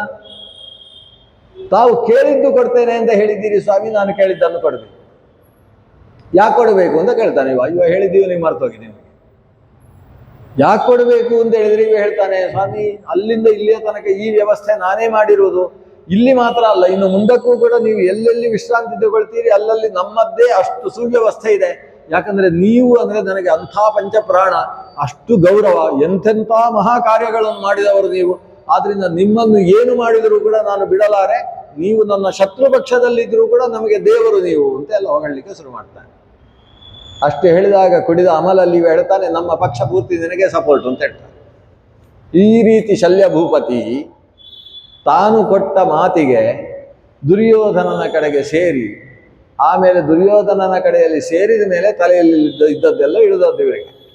ಇಳಿದು ಆಮೇಲೆ ಧರ್ಮರಾಜನ ಹತ್ರ ಓಡಿ ಬರ್ತಾನೆ. ಶಲ್ಯ ಮಾತ್ರ ಬಂದು ಹೇಳ್ತಾನೆ, ನನ್ನ ಸೇನೆ ಪೂರ್ತಿ ದುರ್ಯೋಧನನಿಗೆ ಕೊಟ್ಟಾಯ್ತು. ನಾನು ಅವನ ಪಕ್ಷದಲ್ಲಿ ಹೋರಾಡುವ ಒಂದು ಅನಿವಾರ್ಯ ದುರ್ಭರ ಪರಿಸ್ಥಿತಿ ಬಂದಿದೆ. ಅದು ಜನ್ಮಾಂತರದ ಕರ್ಮ ಇರಬೇಕು. ಇಲ್ಲೇ ಹೋದರೆ ಇಂಥ ಅನಿಷ್ಟ ಪದ್ಧತಿ ನನಗೆ ಯಾಕೆ ಬರ್ತಿತ್ತು ಹೇಳು. ನೀವು ಧರ್ಮನಿಷ್ಠರಾಗಿದ್ದೀರಿ, ನಿಮಗೆ ಗೆಲುವು. ನನ್ನಿಂದ ಏನಾದರೂ ಆಗಬೇಕಾದ್ರೆ ನೀನು ಕೇಳಿಕೋ ಅಂತ ಕೇಳಿದ ಧರ್ಮರಾಜನಿಗೆ. ಇಲ್ಲೂ ಕೊಡ್ಬೇಕವ, ಅಲ್ಲೂ ಕೊಡ್ಬೇಕಂತೆ. ಧರ್ಮರಾಜ ಹೇಳಿದ, ಏನು ಬೇಡ ಮಾವ, ನಮಗೆ ನಿಮ್ಮ ಆಶೀರ್ವಾದ ಇದ್ದರೆ ಸಾಕು. ಆದರೆ ಒಂದು ಮಾತು, ಒಂದು ವೇಳೆ ಶ್ರೀಕೃಷ್ಣನಿಗೆ ಎದುರಾಗಿ ನೀವು ಸಾರಥ್ಯ ಮಾಡಬೇಕಾದ ಪ್ರಸಂಗ ಬಂದರೆ ನಮ್ಮ ಕರ್ಣನನ್ನು ಸ್ವಲ್ಪ ನೋಡಿಕೊಳ್ಳುವ ಜವಾಬ್ದಾರಿ ನಿಮ್ಮದು ಅಂತ. ಅಲ್ಲ, ಕರ್ಣನ ಸಾರಥ್ಯ ಮಾಡಿದ ಮೇಲೆ ನೋಡಿಕೊಳ್ಳುವುದು ನಾನೇ ಅಲ್ವಾ ಅಂತ ಹೇಳ್ತಾರೆ ಶಲ್ಯ. ಹೌದು, ಚೆನ್ನಾಗಿ ನೋಡಿಕೊಳ್ಳಿ ಅಂತೇಳಿ ನಮಸ್ಕಾರ ಮಾಡಿದ ಧರ್ಮರಾಜ, ಅಷ್ಟೇ. ಮತ್ತೇನು ಹೇಳಲಿಲ್ಲ. ಕರ್ಣನನ್ನು ಹಾಗೆ ಮಾಡು ಹೀಗೆ ಮಾಡು ಅಂತದ್ದೇನು ಹೇಳಲಿಲ್ಲ. ಅಂತೂ ಶಲ್ಯನಿಗೆ ಅರ್ಥ ಆಯಿತು, ಧರ್ಮರಾಜನ ಮಾತಿನಲ್ಲಿ ಏನೋ ಆಂತರ್ಯ ಇದೆ. ಪಾಂಡವರ ಬಲ ಕರ್ಣನಿಂದಾಗಿ ಸಾಯಬಾರದು, ಅದನ್ನು ನಾನು ನೋಡಿಕೊಳ್ಳಬೇಕು ಅಂತ ಒಂದು ಬಂತು. ಈ ನಿಟ್ಟಿನಿಂದ ಶಲ್ಯನ ಸೇನೆ ದುರ್ಯೋಧನನ ಕಡೆಗೆ ಸೇರಿದರೂ ಕೂಡ ಅವರೆಲ್ಲ ಈ ಧರ್ಮರಾಜನಿಗೆ ನಿರಂತರ ಶ್ರೇಯಸ್ಸಾಗಲಿ ಅಂತ ಪ್ರಾರ್ಥನೆ ಮಾಡ್ತಾ ಇದ್ರಿ ಹೊರತು ದುರ್ಯೋಧನನ ಪಕ್ಷದಲ್ಲಿ ಪ್ರಾಣಕ್ಕೆ ಪ್ರಾಣ ಕೊಟ್ಟು ಹೋರಾಡುವಂತಹ ಮನಸ್ಥಿತಿಯಲ್ಲಿ ಒಬ್ಬರು ಇರಲಿಲ್ಲ. ಇನ್ಯಾರಿದ್ದದ್ದು? ಭೀಷ್ಮಾಚಾರ್ಯರು, ದ್ರೋಣಾಚಾರ್ಯರು. ಕರ್ಣನಿಗೂ ಒಂದು ಆಚಾರ್ಯ ಅಂತ ಸೇರಿಸಿದ್ರೆ ಅವನಿಗೆ ಖುಷಿ ಆಗ್ತದೆ. ಕರ್ಣಾಚಾರ್ಯ ಅಂತ ಹೇಳಿದ್ರೆ ಕರ್ಣ ಒಬ್ಬ ಇದ್ದಾನೆ. ಭೀಷ್ಮಾಚಾರ್ಯರು, ದ್ರೋಣರು ಬೆಳಗ್ಗೆ ಎದ್ದ ಕೂಡಲೇ ತಮ್ಮ ಕೈಯನ್ನು ಹೀಗೆ ತಿಕ್ಕಿ ಕಣ್ಣಿನ ಹತ್ತಿರ ಆನಿಸಿಕೊಂಡು ಮೊದಲು ಹೇಳುವುದು ಸ್ವಸ್ತ್ಯತ್ವ ಪಾಂಡುಪುತ್ರಾಣ, ಪಾಂಡುಪುತ್ರರಿಗೆ ಮಂಗಳವಾಗಲಿ. ಅಂಥ ಧಾರ್ಮಿಕರು, ಪಾಪ ತಂದೆಯನ್ನು ಕಳೆದುಕೊಂಡಿದ್ದಾರೆ. ತಾಯಿಯೂ ಕೂಡ ನಕುಲ ಸಹದೇವರ ತಾಯಿ ಅಗ್ನಿಯಲ್ಲಿ ಪ್ರವೇಶಿಸಿದ್ದಾಳೆ. ಅನಾಥೆಯಾದಂತಹ ಕುಂತಿ ಆ ಮಕ್ಕಳನ್ನು ಇಲ್ಲಿ ಕರೆದು ತಂದಾಗ ದೊಡ್ಡಪ್ಪನಾದಂತಹ ಧೃತರಾಷ್ಟ್ರ ನೋಡಿಕೊಳ್ಳುವುದರ ಬದಲು ಅವರನ್ನು ಅರಗಿನ ಮನೆಯಲ್ಲಿ ಸುಟ್ಟು ಹಾಕುವ ಕೆಲಸದಲ್ಲಿ ತೊಡಗಿದ್ದಾನೆ. ವಿಷ ಇಕ್ಕಿ ಸಾಯಿಸುವುದಕ್ಕೆ ಪ್ರಯತ್ನಿಸಿದ್ದಾರೆ. ಆದರೆ ದೈವಾದೃಷ್ಟ ದೊಡ್ಡದು. ಪಾಂಡವರು ಇವತ್ತು ಮಹಾಪರಾಕ್ರಮಿಗಳಾದರು. ಕಾಡಿಗೆ ಹೋದರೂ ಕೂಡ ದೂರ್ವಾಸರನ್ನೂ ಕೂಡ ಪ್ರೀತಿ ಮಾಡಿಕೊಂಡು ಮತ್ತೆ ಅವರು ಮರಳಿ ಬಂದಿದ್ದಾರೆ. ಅವರಿಗೆ ನಿರಂತರ ಶ್ರೇಯಸ್ಸಾಗಲಿ ಅಂತ ಪ್ರಾರ್ಥನೆ ಮಾಡುವವರು ಭೀಷ್ಮಾಚಾರ್ಯರು, ದ್ರೋಣಾಚಾರ್ಯರು ಅವರಿದ್ದಾರೆ. ದುರ್ಯೋಧನ ಹತ್ರ ಹೇಳಿದ್ದಾರೆ, ನಾವು ಪಾಂಡವರನ್ನು ಒಬ್ಬರನ್ನು ಕೊಲ್ಲುವುದಿಲ್ಲ, ಉಳಿದ ಹಾಗೆ ನೀನು ಏನು ಹೇಳ್ತೀಯೋ ಅದು ಮಾಡ್ತೇವೆ, ನಿನ್ನ ಅನ್ನದ ಋಣಕ್ಕೆ ಸಿಕ್ಕಿಕೊಂಡು ಅಂತ ಹೇಳಿದ್ದಾರೆ. ಹಾಗಾದ್ರೆ ಇವರಿಂದ ಏನು ನನಗೆ ಲಾಭ? ಶಲ್ಯನನ್ನಂತೂ ಮಾತಾಡಿಸ್ಲಿಕ್ಕಿಲ್ಲ. ಇನ್ನು ಯಾರಿದ್ದಾರೆ ನಮ್ಮಲ್ಲಿ? ಶಕುನಿ. ಶಕುನಿ ಯಾವಾಗ ಹೇಗೆ ಅಂತ ಗೊತ್ತಿಲ್ಲ. ನಮಗೆ ಪೂರ್ತಿ ಬಲ ಇರತಕ್ಕಂಥದ್ದು ಶಕುನಿ. ಕರ್ಣ ಆದರೂ ಇದ್ದಾನ? ಕರ್ಣ 10 ದಿವಸ ನಾನು ರಣರಂಗಕ್ಕೆ ಬರಲ್ಲ ಅಂತ ಗೊತ್ತಿದ್ದಾನೆ. ಎಲ್ಲಿಯ ತನಕ ಅಜ್ಜ ಭೀಷ್ಮ ಕೈಯಲ್ಲಿ ಬಿಲ್ಲು ಹಿಡ್ಕೊಂಡಿರ್ತಾನೋ ಅಲ್ಲಿಯ ತನಕ ನಾನು ರಣಾಂಗಣಕ್ಕೆ ಕಾಲಿಡುವುದಿಲ್ಲ ಅಂತ ಹೇಳಿ ಮನೆಯಲ್ಲಿ ನಿದ್ದೆ ಮಾಡಿಕೊಂಡು ಕೂತಿದ್ದಾನೆ ಕರ್ಣ. ಇಂಥವರಿನ ಆಪ್ತ ಗೆಳೆಯರು ಇವನಿಗೆ. ಇವರನ್ನೆಲ್ಲ ಹಿಡ್ಕೊಂಡು ನಾನು ಯುದ್ಧದಲ್ಲೂ ಗೆಲ್ಲುವುದಕ್ಕೆ ಸಾಧ್ಯವಾ? ದ್ರೋಣಾಚಾರ್ಯರೇ, ಅಪರ್ಯಾಪ್ತಂ ತದಸ್ಮಾಕಂ ಬಲಂ ಭೀಷ್ಮ ಅಭಿರಕ್ಷಿತಂ. ಇಡೀ ಬಲ ನಮ್ಮ ಸೇನೆ, ಅದಕ್ಕೆ ರಕ್ಷಣೆ ಯಾರ್ದು? ಭೀಷ್ಮರದ್ದು. ಭೀಷ್ಮರು ಯಾರು? ಪಾಂಡವರಿಗೆ ಒಳ್ಳೆಯದಾಗಲಿ ಅಂತ ಚಿಂತನೆ ಮಾಡುವ. ಅಷ್ಟೇ ಅಲ್ಲ, ಅವರೇನು ಪ್ರತಿಜ್ಞೆ ಮಾಡಿದ್ದಾರೆ? ಯಾವಾಗ ಪಾಂಚಾಲ ದೇಶದ ಅರಸ ದೃಪದನ ಮಗನಾದಂತಹ ಶಿಖಂಡಿ ಧನುರ್ಧಾರಿಯಾಗಿ ನನ್ನ ಮುಂದೆ ನಿಲ್ತಾನೋ ಆಗ ನಾನು ಶಸ್ತ್ರ ಸನ್ಯಾಸ ಮಾಡ್ತೇನೆ. ಇಂಥವರನ್ನು ಇಟ್ಕೊಂಡು ಯುದ್ಧ ಮಾಡುವುದ? ಹಾಗಾದ್ರೆ ನಮ್ಮ ಶಿಖಂಡಿ ಈಗಲೇ ಯುದ್ಧಕ್ಕೆ ಬಂದರೆ ಇವರು ಶಸ್ತ್ರ ಸನ್ಯಾಸ ಮಾಡಿ ಆಯಿತು. ಆದ್ರಿಂದ ದ್ರೋಣಾಚಾರ್ಯರೇ, ನಮ್ಮ ಸೇನೆ ಇಷ್ಟೇ. ಭೀಷ್ಮರಿಂದ ಅಭಿರಕ್ಷಿತವಾದ ಸೇನೆ ಅಪರ್ಯಾಪ್ತ, ಸಾಕಾಗಲಿಕ್ಕಿಲ್ಲ. ಆದರೆ ಪರ್ಯಾಪ್ತಂ ತಿದಮೇ ತೇಷಾಂ ಬಲಂ ಯಾರಿಂದ? ಭೀಮಾಭಿರಕ್ಷಿತಂ. ಅವರ ಬಲ 7 ಅಕ್ಷೌಹಿಣಿ ಇರಬಹುದು. ಆದರೆ ಸೇರಿದ ಪ್ರತಿಯೊಬ್ಬರೂ ಧರ್ಮರಾಜ ಬದುಕಬೇಕು, ಧರ್ಮರಾಜನಿಗೆ ಸಿಂಹಾಸನ ಸಿಗಬೇಕು. ಅದಕ್ಕೆ ಬೇಕಾಗಿ ನಮ್ಮನ್ನು ನಾವು ಸಾಯಿಸಿಕೊಳ್ಳುವುದಕ್ಕೆ ಸಿದ್ಧ ಅಂತ ಪ್ರಾಣವನ್ನು ಪಣಕ್ಕಿಟ್ಟು ಯುದ್ಧಕ್ಕೆ ಬಂದಿದ್ದಾರೆ. ಹಾಗಾದರೆ ಅವರದ್ದು ಪರ್ಯಾಪ್ತ. ನಿಜವಾಗಿ ಅಲ್ಲಿಯ ಸೇನಾಪತಿ ಯಾರು? ದೃಷ್ಟದ್ಯುಮ್ನ. ಆದರೆ ದುರ್ಯೋಧನನಿಗೆ ಕಾಣಿಸುವುದೇನು? ಬಲಂ ಭೀಮಾಭಿರಕ್ಷಿತಂ.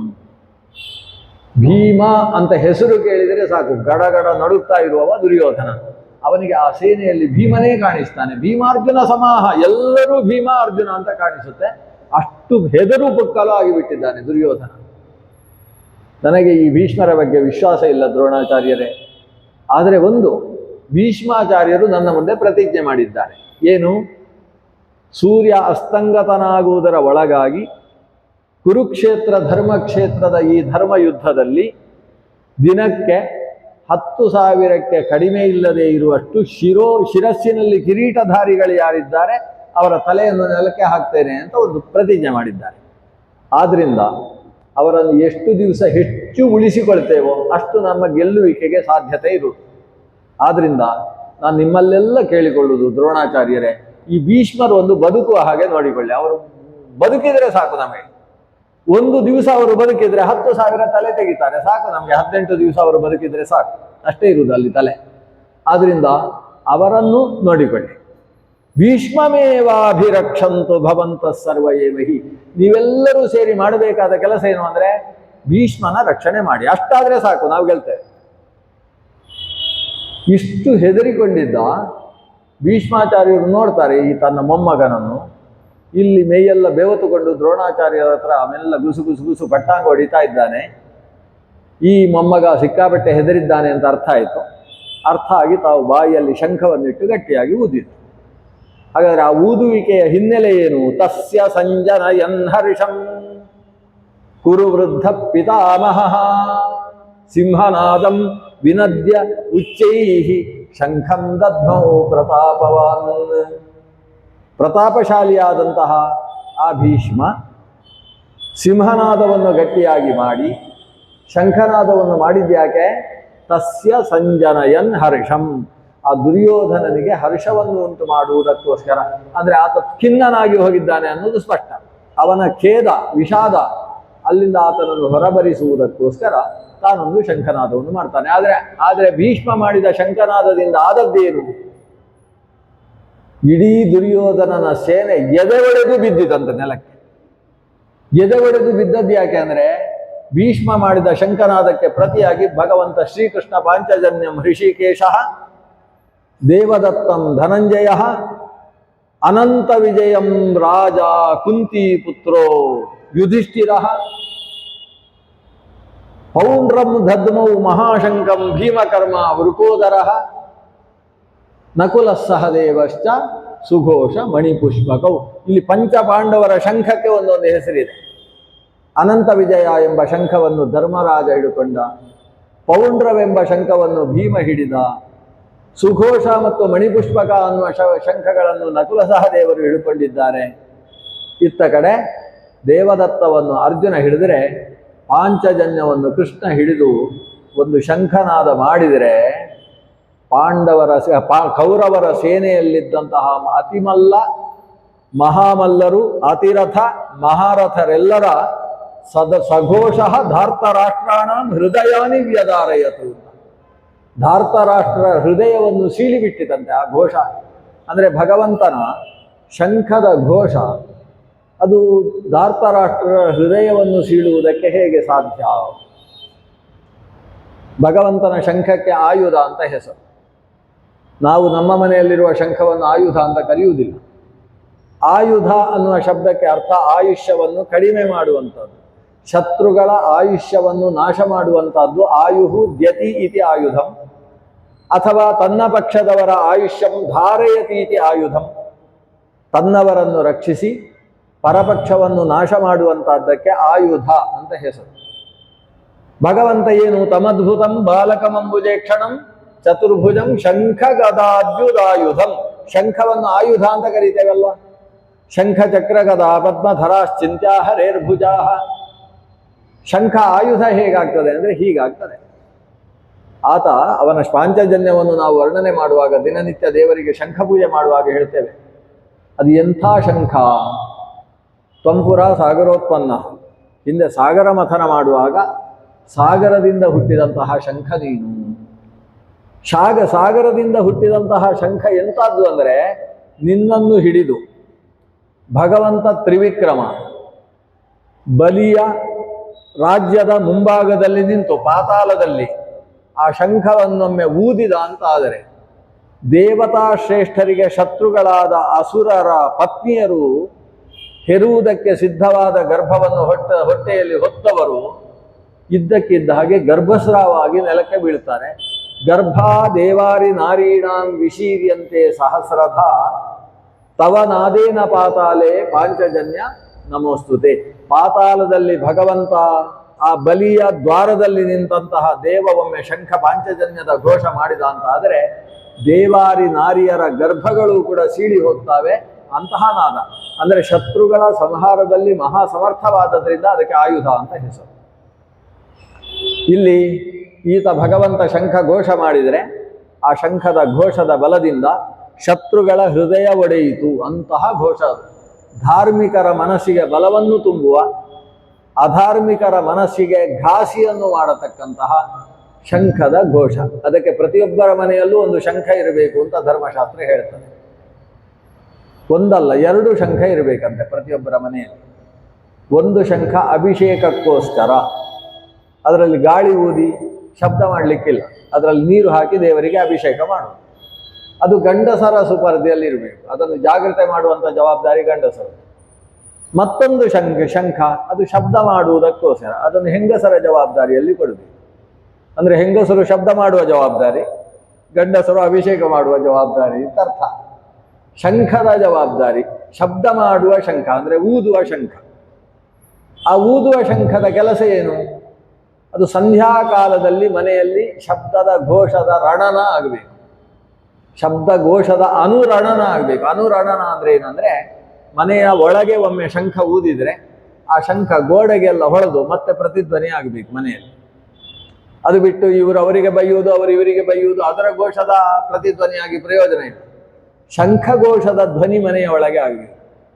ಎಷ್ಟು ದೂರದ ತನಕ ಶಂಖದ ಘೋಷ ಮನೆಯಿಂದ ಕೇಳಿಸುತ್ತೋ ಅಷ್ಟು ದೂರದ ತನಕ ಅಸುರರೆಲ್ಲ ಓಡಿ ಹೋಗ್ತಾರಂತೆ. ಅಸುರರು ಅಂದರೆ ಬೇರೆ ಬೇರೆ ಥರದ ಬ್ಯಾಕ್ಟೀರಿಯಾಗಳು ಇರಬಹುದು, ವೈರಸ್ಸುಗಳು ಇರಬಹುದು, ಅಥವಾ ದುಷ್ಟ ಪಿಶಾಚ ಶಕ್ತಿಗಳು ಇರಬಹುದು.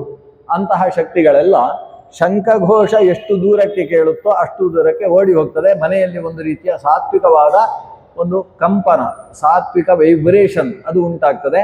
ಆ ದೃಷ್ಟಿಯಿಂದ ಶಂಖದ ಘೋಷ ಅಪೇಕ್ಷಿತ. ಅದರಿಂದ ಶಂಖ ಅದು ಲಕ್ಷಣಬದ್ಧವಾದ ಶಂಖದ ಘೋಷ ಆಗಬೇಕಂತೆ. ಕೆಲವೆಲ್ಲ ಶಂಖ ಇರ್ತದೆ, ಎಡವಟ್ಟು ಎಡವಟ್ಟು ಎಡೆಮುರಿ ಎಡೆಮುರಿ ಅಂತ ಇರ್ತದೆ, ಎಡೆಮುರಿ ಶಂಖ ಇರ್ತದೆ. ಆ ಶಂಖವನ್ನು ಊದಿದರೆ ಶಬ್ದ ಏನೋ ಬರ್ತದೆ, ಭಾರಿ ಶಬ್ದ, ಆದರೆ ಸಾತ್ವಿಕ ಶಬ್ದ ಅಲ್ಲ. ಆದರೆ ಯಾವುದು ಸಾತ್ವಿಕ ಶಬ್ದ? ಯಾವ ಶಂಖವನ್ನು ಕಿವಿಯಿಂದ ಒಂದು ಗೇಣಿನಷ್ಟು ದೂರಕ್ಕೆ ಹಿಡಿದಾಗಲೂ ಸಮುದ್ರ ಘೋಷ ಕೇಳಿಸುತ್ತೋ, ಅಂದರೆ ಶಂಖವನ್ನು ಊದಿದ್ರೆ ಮಾತ್ರ ಶಬ್ದ ಬರುವುದಲ್ಲ, ಶಂಖ ಊದದೆ ಹೋದರೂ ಅದರ ಒಳಗೆ ಸಮುದ್ರದ ಘೋಷ ಶಬ್ದ ಬರ್ತಾ ಇರ್ತದೆ. ಅಂತಹ ಶುದ್ಧವಾದ ಶಂಖ, ಆ ಶಂಖದ ಘೋಷವನ್ನು ಮನೆಯಲ್ಲಿ ಮಾಡತಕ್ಕದ್ದು. ಮನೆಯಲ್ಲಿ ಆ ಶಂಖಕ್ಕೆ ಹೆಸರು ಏನು ಅಂದರೆ ಪಾಂಚಜನ್ಯ ಅಂತಲೇ ಹೆಸರು. ಅದು ಯಾವ ಶಂಖವೂ ಇರಬಹುದು ಮನೆಯಲ್ಲಿ. ಅದು ಭಗವಂತ ಕೈಯಲ್ಲಿ ಹಿಡಿದಂತಹ ಶಂಖದ ಪಾಂಚಜನ್ಯದ ಸನ್ನಿಧಾನ ಈ ಶಂಖದಲ್ಲಿ ಉಂಟು ಎಂಬ ಭಾವದಿಂದ ಮನೆಯಲ್ಲಿ ಶಂಖಘೋಷ ಆಯಿತು ಅಂತಾದರೆ, ಈ ಭಗವಂತ ಶಂಖಘೋಷ ಮಾಡಿದರೆ ಹೇಗೆ ಪಾಂಡವರಲ್ಲಿ ಬಲ ತುಂಬಿತು, ದುರ್ಯೋಧನನ ಕಡೆಯವರಲ್ಲಿ ಹೃದಯ ವಿದಾರಣವಾಯಿತು, ಆ ರೀತಿಯಲ್ಲಿ ಸಾತ್ವಿಕ ಶಕ್ತಿಯ ವೃದ್ಧಿ ಆಗ್ತದೆ, ಆಸುರ ಶಕ್ತಿಯ ಪ್ರತಿಬಂಧ ಉಂಟಾಗುತ್ತೆ. ಅದಕ್ಕೋಸ್ಕರ ಶಂಖಘೋಷ ಮಾಡಬೇಕು ಅನ್ನೋದು ಒಂದು ವಿಧಿ. ಸಘೋಷೋ ಧಾರ್ತರಾಷ್ಟ್ರಾಣಾಂ ಹೃದಯಾನಿ ವ್ಯದಾರಯತ್. ಇಷ್ಟು ಆಗಿ ದುರ್ಯೋಧನನ ಕತೆ ನಿಲ್ಲಿಸಿದ್ರು. ಯಾಕಂದರೆ ದುರ್ಯೋಧನನಿಗೂ ಸತ್ತೇನೋ ಬದುಕಿದೇನೋ ಅಂತ ಅನಿಸ್ತಾ ಉಂಟು. ಆ ಪ್ರಸಂಗ ನಿರ್ಮಾಣವಾಯಿತು. ಇಷ್ಟೆಲ್ಲ ದುರ್ಯೋಧನನ ಮನಸ್ಸಿನಲ್ಲಿ ಉಂಟಾದಂತಹ ತುಮುಲ, ಆತನಿಗೆ ಉಂಟಾಗಿರತಕ್ಕಂತಹ ಒಂದು ರೀತಿಯ ಉದ್ವಿಗ್ನತೆ, ಉದ್ವೇಗ ಅಂದರೆ ಟೆನ್ಷನ್, ಇವೆಲ್ಲವನ್ನು ಆತ ದ್ರೋಣಾಚಾರ್ಯರಲ್ಲಿ ಹೇಳಿಕೊಂಡ. ಇನ್ನು ಯಾರ ಹತ್ರವೂ ಹೇಳಿಕೊಳ್ಳಿಕ್ಕೆ ಅವನಿಂದ ಆಗಲಿಲ್ಲ. ಯಾರ ಹತ್ರ ಹೇಳಿಕೊಳ್ಬೇಕು? ಕರ್ಣನ ಹತ್ರ ಹೇಳಿಕೊಳ್ಬೇಕು. ಅವ ಕುರುಕ್ಷೇತ್ರಕ್ಕೆ ಬರಲಿಲ್ಲ. ಇದು ದುರ್ಯೋಧನ ವಿಷಾದ ಅಂತ ಇದಕ್ಕೆ ಹೆಸರು. ಆದರೆ ಈ ಅಧ್ಯಾಯಕ್ಕೆ ಹೆಸರು ಅರ್ಜುನ ವಿಷಾದ ಯೋಗ ಅಂತ, ದುರ್ಯೋಧನ ವಿಷಾದ ಯೋಗ ಅಂತ ಹೆಸರಿಲ್ಲ. ಕಾರಣ ಏನು ಅಂತ ಹೇಳಿದರೆ, ಮುಂದಕ್ಕೆ ಅರ್ಜುನನು ಕೂಡ ಒಂದು ವಿಷಾದ ಮಾಡ್ತಾನೆ. ಅರ್ಜುನನ ವಿಷಾದ ಅದು ಯೋಗವಾಗ್ತದೆ, ದುರ್ಯೋಧನನ ವಿಷಾದ ಅದು ರೋಗವಾಗ್ತದೆ, ಹೊರತು ಯೋಗ ಆಗುವುದಿಲ್ಲ. ಯಾವುದಕ್ಕೆ ಯೋಗ ಅಂತ ಕರಿತೇವೆ? ಯಾವುದು ಒಳ್ಳೆಯ ಪರಿಣಾಮದಲ್ಲಿ ಪರ್ಯವಸಿತವಾಗ್ತದೆ ಅದಕ್ಕೆ ಯೋಗ ಅಂತ ಹೆಸರು. ದುರ್ಯೋಧನ ಮಾಡಿದ ಈ ಆತನ ವಿಷಾದದಿಂದ ಪರಿಣಾಮ ಏನಾಯಿತು? ಧಾರ್ತರಾಷ್ಟ್ರಾಣ ಹೃದಯಾನಿ ವ್ಯದಾರಯತ್ ಅಷ್ಟೇ. ಧಾರ್ತರಾಷ್ಟ್ರ ಪಕ್ಷದಲ್ಲಿದ್ದವರ ಮಾನಸ ಶಕ್ತಿ ಇನ್ನಷ್ಟು ಕುಂದಿತೇ ಹೊರತು ಅವರ ಶಕ್ತಿ ವೃದ್ಧಿಯೇನೂ ಆಗಲಿಲ್ಲ. ಆದರೆ ಪಾಂಡವರ ಕಡೆಯಲ್ಲಿ ಅರ್ಜುನ ವಿಷಾದ ಮಾಡಿದ, ಬೇಡ ನನಗೆ ಯುದ್ಧ ಅಂತ ಹೇಳಿದ. ಎರಡು ಸೇನೆಯ ಮಧ್ಯದಲ್ಲಿ ರಥ ನಿಲ್ಲಿಸು ಅಂತ ಅಷ್ಟೇ ಅರ್ಜುನನ ಹತ್ರ ಹೇಳಿದ್ದು. ಆ ಕೃಷ್ಣನ ಹತ್ರ ಅರ್ಜುನ ಹೇಳಿದ್ದು, ಸೇನಯೋರುಭಯೋರ್ ಮಧ್ಯೆ ರಥಂ ಸ್ಥಾಪಯ ಮೇಚ್ಯುತ ಯಾವದೇ ತಾನ್ ನಿರೀಕ್ಷ್ಯೇಹಂ. ನಾನು ಒಂದು ಬಾರಿ ಅತ್ತ ಇತ್ತ ಸೇರಿದಂತಹ ನಮ್ಮ ಕೈಯಲ್ಲಿ ಸಾಯುವಂತಹ ವ್ಯಕ್ತಿಗಳು ಯಾರು ಅಂತ ಲೆಕ್ಕ ಹಾಕಿ ನೋಡಬೇಕಾಗಿದೆ. ಎರಡು ಸೇನೆಯ ಮಧ್ಯದಲ್ಲಿ ಎತ್ತರದ್ದಾದಂತಹ ಶ್ವೇತಹಯದಿಂದ ಕೂಡಿದಂತಹ ಈ ನನ್ನ ರಥವನ್ನು ಅಲ್ಲಿ ಹೋಗಿ ನಿಲ್ಲಿಸು. ಇವ ನಿಲ್ಲಿಸು ಅಂತ ಹೇಳಿದಾಗಲೇ ಕೃಷ್ಣನಿಗೆ ಅರ್ಥ ಆಯಿತು, ಸ್ವಲ್ಪ ಮಂಡೆಗೆ ಏರಿದೆ ಅಂತ ಗೊತ್ತಾಯ್ತು. ನಿಲ್ಲಿಸು ಅಂತ ಹೇಳಿದರೆ ಏನರ್ಥ? ರಥಂ ಸ್ಥಾಪಯ. ಯಾರ ರಥ? ಮೇ ಅಂತಾನೆ, ನನ್ನ ರಥ ಅಂತ. ಸ್ವಲ್ಪ ಹೇಳ್ಬೋದಿತ್ತ ಭಾವ, ದಯವಿಟ್ಟು ಅಲ್ಲಿ ರಥವನ್ನು ಹೋಗಿ ನಿಲ್ಲಿಸ್ಬೋದಾ ಅಂತ ಕೇಳಬಹುದಾ? ಹಾಗಿಲ್ಲ. ಮೇ ರಥಂ ಸೇನೆಯೋರು ಭಯೋರ್ ಮಧ್ಯೆ ರಥಂ ಸ್ಥಾಪಯ. ಅಲ್ಲಿ ನಿಲ್ಲಿಸು ಮಾತ್ರ ಅಲ್ಲ, ನಾನೊಂದು ಸಲ ನೋಡಬೇಕು. ಯಾರನ್ನು ನೋಡಬೇಕು? ಯೋದ್ಧು ಕಾಮಾನ್ ಅವಸ್ಥಿತಾನ್. ಯಾರು ನನ್ನ ಕೈಯಲ್ಲಿ ಸಾಯ್ಲಿಕ್ಕಿದ್ದಾರೆ ಅವರನ್ನು ನಾನು ನೋಡಬೇಕು. ಹಾಗಾದ್ರೆ ಇವನ ತಲೆಗೆ ಸ್ವಲ್ಪ ಏರಿದೆ ಅಂತ ಅರ್ಥ. ಈ ತಲೆಗೆ ಏರಿ ಯುದ್ಧ ಮಾಡಿದರೆ ಇವನಿಗೆ ಪುಣ್ಯ ಇಲ್ಲ, ಪಾಪ ಬರ್ತದೆ. ಯುದ್ಧದ ಮೂಲಕ ಪುಣ್ಯವನ್ನು ತುಂಬಿಸಬೇಕು ಅಂತ ಹಿಂದೆ ನಡೆಸಿದಂತಹ ರಾಜಸೂಯ ಮಹಾ ಅಶ್ವಮೇಧ ಯುದ್ಧದ ಯಾಗದಲ್ಲೂ ಸಿಗದೇ ಇರುವಷ್ಟು ಪುಣ್ಯ ಈ ಧರ್ಮಕ್ಷೇತ್ರ ಕುರುಕ್ಷೇತ್ರದಲ್ಲಿ ನಡೆಸಿದಂತಹ ಮಹಾಯುದ್ಧವೆಂಬಂತಹ ರಣಮಖದಿಂದ ಇವರಿಗೆ ಪ್ರಾಪ್ತಿಯಾಗಬೇಕು ಅನ್ನೋ ಉದ್ದೇಶದಿಂದ ಹೊರಟಂತಹ ಯುದ್ಧದಲ್ಲಿ ಈತ ಮನಃಶುದ್ಧಿ ಇಲ್ಲದೆ ಯಜ್ಞ ಮಾಡಿದರೆ ಅವನಿಗೆ ಹೇಗೆ ಪ್ರಾಪ್ತಿಯಾಗ್ತದೆ? ಅದಕ್ಕೆ ಯಾಗ ಮಾಡುವವರು ಮೊದಲೊಮ್ಮೆ ಭಗವದ್ಗೀತೆ ಕೇಳಬೇಕು, ಆಗಲೇ ಯುದ್ಧ ಮನಸ್ಸು ಶುದ್ಧವಾಗುವುದು. ಅದಕ್ಕೋಸ್ಕರ ಕೃಷ್ಣ ರಥವನ್ನು ಸೀದಾ ಹಿಡ್ಕೊಂಡು ಎರಡು ಸೇನೆಯ ಮಧ್ಯದಲ್ಲಿ ನಿಲ್ಲಿಸಬೇಕಿತ್ತು, ಎಲ್ಲಿಯಾದರೂ ನಿಲ್ಲಿಸಬಹುದಿತ್ತು. ಇವ ಎಲ್ಲಿ ನಿಲ್ಲಿಸಿದ ಅಂದ್ರೆ ಸೀದಾ ಭೀಷ್ಮ ದ್ರೋಣ ಪ್ರಮುಖತಃ ಸರ್ವೇಶಾಂಚ ಮಹೀಕ್ಷಿತಾಂ ಸೇನಯೋರುಭಯೋರ್ ಮಧ್ಯೆ ಸ್ಥಾಪಯಿತ್ವ ರಥೋತ್ತಮಂ. ಆ ರಥೋತ್ತಮವನ್ನು ಎರಡು ಸೇನೆಯ ಮಧ್ಯದಲ್ಲಿ ಎಲ್ಲಿ ನಿಲ್ಲಿಸಿದ? ಭೀಷ್ಮರು ದ್ರೋಣರು ಕಣ್ಣಿಗೆ ಎದುರುಗಡೆ ಕಾಣಿಸಬೇಕು. ಅವರ ಮುಂದೆ ನಿಲ್ಲಿಸಿ ಅರ್ಜುನ ಹತ್ರ ಹೇಳ್ಬೋದಿತ್ತು, ನೋಡು ನಿನ್ನ ಶತ್ರುಗಳನ್ನು ಒಂದ್ಸಲ ನೋಡು, ನಿನ್ನ ಕೈಯಲ್ಲಿ ಸಾಯುವವರನ್ನು ಅಂತ ಹೇಳ್ಬೋದಿತ್ತು. ಹಾಗೆ ಹೇಳಲಿಲ್ಲ. ನೋಡು ನಿನ್ನ ಅಜ್ಜ ಮುತ್ತಜ್ಜ ಎಲ್ಲ ಇದ್ದಾರೆ, ಸ್ವಲ್ಪ ನೋಡು ಅಂತ ಹೇಳ್ತಾರೆ. ಸಮವೇತಾನ್ ಕುರು ನೀತಿ ಪಶ್ಯ ಪಾರ್ಥ ಏತಾನ್ ಸಮವೇತಾನ್ ಕುರುನ್. ಪಾರ್ಥ, ಒಮ್ಮೆ ನೋಡು, ನಿನ್ನ ಈ ಕುರುವಂಶದವರೆಲ್ಲ ಸೇರಿದ್ದಾರೆ, ನಿನ್ನ ವಂಶದವರು. ಇವನ ನಾಡಿಯನ್ನು ಹಿಡ್ಕೊಂಡು ಎಳೆದು ತೋರಿಸ್ತಾನೆ, ನಿನ್ನ ವಂಶದವರೆಲ್ಲ ಸೇರಿದ್ದಾರೆ ನೋಡು. ಇಷ್ಟು ಸಾಕಾಯ್ತು, ಕೃಷ್ಣನ ಈ ಮಾತು ಸಾಕಾಯ್ತು ಅರ್ಜುನನಿಗೆ. ಓ, ನಮ್ಮ ವಂಶದವರು, ನನ್ನ ಅಜ್ಜ, ನನ್ನ ಗುರುಗಳು, ನಾವು ಯುದ್ಧ ಮಾಡಿದರೆ ಅವರನ್ನು ಹೊಡಿಬೇಕಾಗ್ತದೆ, ಹೊಡಿಬಾರ್ದು, ಅಯ್ಯೋ ನಮ್ಮ ವಂಶದವರು, ಏನೇನೋ ಅನಿಸುವುದಕ್ಕೆ ಶುರುವಾಯಿತು. ಸುರ ಆದ ಮೇಲೆ ಕೈಯಲ್ಲಿದ್ದ ಗಾಂಡೀವ ಜಾರಿತು, ಮೈ ನಡುಗಿತು, ಉತ್ತರೀಯವೂ ಜಾರಿತು, ರಥದಲ್ಲಿ ಕೂತೆ ಬಿಟ್ಟ. ಕೃಷ್ಣ ಸ್ವಲ್ಪ ಚಾಟಿಯಲ್ಲಿ ಅವನಿಗೆ ಹೊಡೆದು ಎಬ್ಬಿಸಬೇಕಾದ ಪ್ರಸಂಗ ಬಂತು. ಕುದುರೆಗಳಿಗೆ ಹೊಡಿಲಿಕ್ಕೆ ಅಂತ ಕೃಷ್ಣ ಚಾಟಿ ಇಟ್ಕೊಂಡಂತು. ಕೂತಿದ್ದಾನೆ. ಏನು ಏನು ಭಾವ ಅಂತ ಕೇಳ್ತಾನೆ ಕೃಷ್ಣ. ಏನಾಯ್ತು ಸಮಸ್ಯೆ, ತಲೆ ತಿರುಗ್ತಾ ಉಂಟಾ ಅಂತ ಕೇಳ. ಅರ್ಜುನ ಹೇಳ್ತಾನೆ, ತಲೆ ತಿರುಗ್ತಾ ಇದೆ. ಭ್ರಮತೀವ ಚ ಮೇ ಮನಃ, ನನ್ನ ತಲೆ ತಿರುಗ್ತಾ ಇದೆ ಕೃಷ್ಣ, ನಿಲ್ಲಿಕ್ಕೆ ಆಗುವುದಿಲ್ಲ. ಸ್ಥಾತುಂ ನ ಶಕ್ನೋಮಿ, ಬೇಡ ಯುದ್ಧ ಅಂತ ಹೇಳ್ತಾನೆ. ಯುದ್ಧ ಬೇಡ, ಯಾಕೆ ಅಂತ ಕೃಷ್ಣನಿಗೆ ಆಶ್ಚರ್ಯವೋ ಆಶ್ಚರ್ಯ. ಇದ್ದಕ್ಕಿದ್ದಾಗೆ ರಥವನ್ನು ಸೇರಿಸು, ಎರಡರ ಮಧ್ಯೆ ನಿಲ್ಲಿಸು, ಹೊಡೆದು ಹಾಕ್ತೇನೆ, ಯಾರು ಸಾಯ್ಬೇಕು, ಹೀಗೆ ಮಾಡ್ತಾ ಇದ್ದವ ಇದ್ದಕ್ಕಿದ್ದಾಗೆ ಬಿದ್ದ ಅಲ್ವಾ. ಎಲ್ಲ ಮಾಡಿದ್ದು ನಮ್ಮ ಕೃಷ್ಣನೇ, ಅವಂದೇ ಯೋಜನೆ ಇದೆ, ಎಲ್ಲ ವ್ಯವಸ್ಥೆ ಗೊತ್ತವನಿಗೆ. ಬಾಬಾ ಬಿದ್ದವನ ಹತ್ರ ಕೇಳ್ತಾನೆ, ಯಾಕೆ ಯಾಕೆ ಯಾಕೆ ಯುದ್ಧ ಬೇಡ. ಇವ ಹೇಳ್ತಾನೆ, ಯುದ್ಧ ಮಾಡಿದರೆ ಭಾರಿ ಅನರ್ಥ. ಇವೊಂದು ಕಾರಣ, ಒಂದು 6 ಕಾರಣ ಉಂಟು. ಯುದ್ಧ ಮಾಡಿದರೆ ಗಂಡಸರೆಲ್ಲ ಸಾಯ್ತಾರೆ, ಗಂಡಸರೆಲ್ಲ ಸತ್ರೆ ಹೆಂಗಸರು ಮಾತ್ರ ಉಳಿತಾರೆ, ಹೆಂಗಸರು ಮಾತ್ರ ಊರೆಲ್ಲ ಹಾಳಾಗ್ತದೆ, ಏನೇನು ಇವಂದೇ ಕಾರಣಗಳು. ಅಷ್ಟೇ ಅಲ್ಲ, ನಮಗೆ ಅವರಿಗೆ ಅರ್ಥ ಆಗೋಲ್ಲ, ಗೊತ್ತು ಯುದ್ಧದ ಅನಿಷ್ಟ ಏನು ಅಂತ ಅವರಿಗೆ ಅರ್ಥ ಆಗೋಲ್ಲ. ಪೆದ್ರು ಅವರು ರಾಜ್ಯಕ್ಕೋಸ್ಕರ ಹೋರಾಡ್ತಾ ಇದ್ದಾರೆ, ಆದ್ರೆ ಬುದ್ಧಿವಂತರಲ್ವ ನಾವು, ನಮ್ಗಾದ್ರೂ ಅರ್ಥ ಆಗಬಾರ್ದ? ನಮಗೆ ಅರ್ಥ ಆದ ಮೇಲೆ ನಾವು ಹೀಗೆ ಅವರು ಬೇಡದೇ ಇದ್ದು ಮಾಡ್ತಾರೆ ಅಂತ ನಾವು ಅದನ್ನೇ ಮಾಡುವುದಾ? ನಾವಾದ್ರೂ ಹಿಂದೆ ಹೋಗಬೇಕೋ ಬೇಡೋ? ಬೇಡ ಈ ಯುದ್ಧ, ನಾನು ಹಿಂದಕ್ಕೆ ತಿರುಗುವುದೇ ಸಿದ್ಧ, ಬೇಕಾದ್ರೆ ಭಿಕ್ಷೆ ಬೇಡಿ ಬೇಕಾದರೂ ಬದುಕ್ತೇನೆ. ಇದೆಲ್ಲ ಅರ್ಜುನ ಮಾತನಾಡಿದ.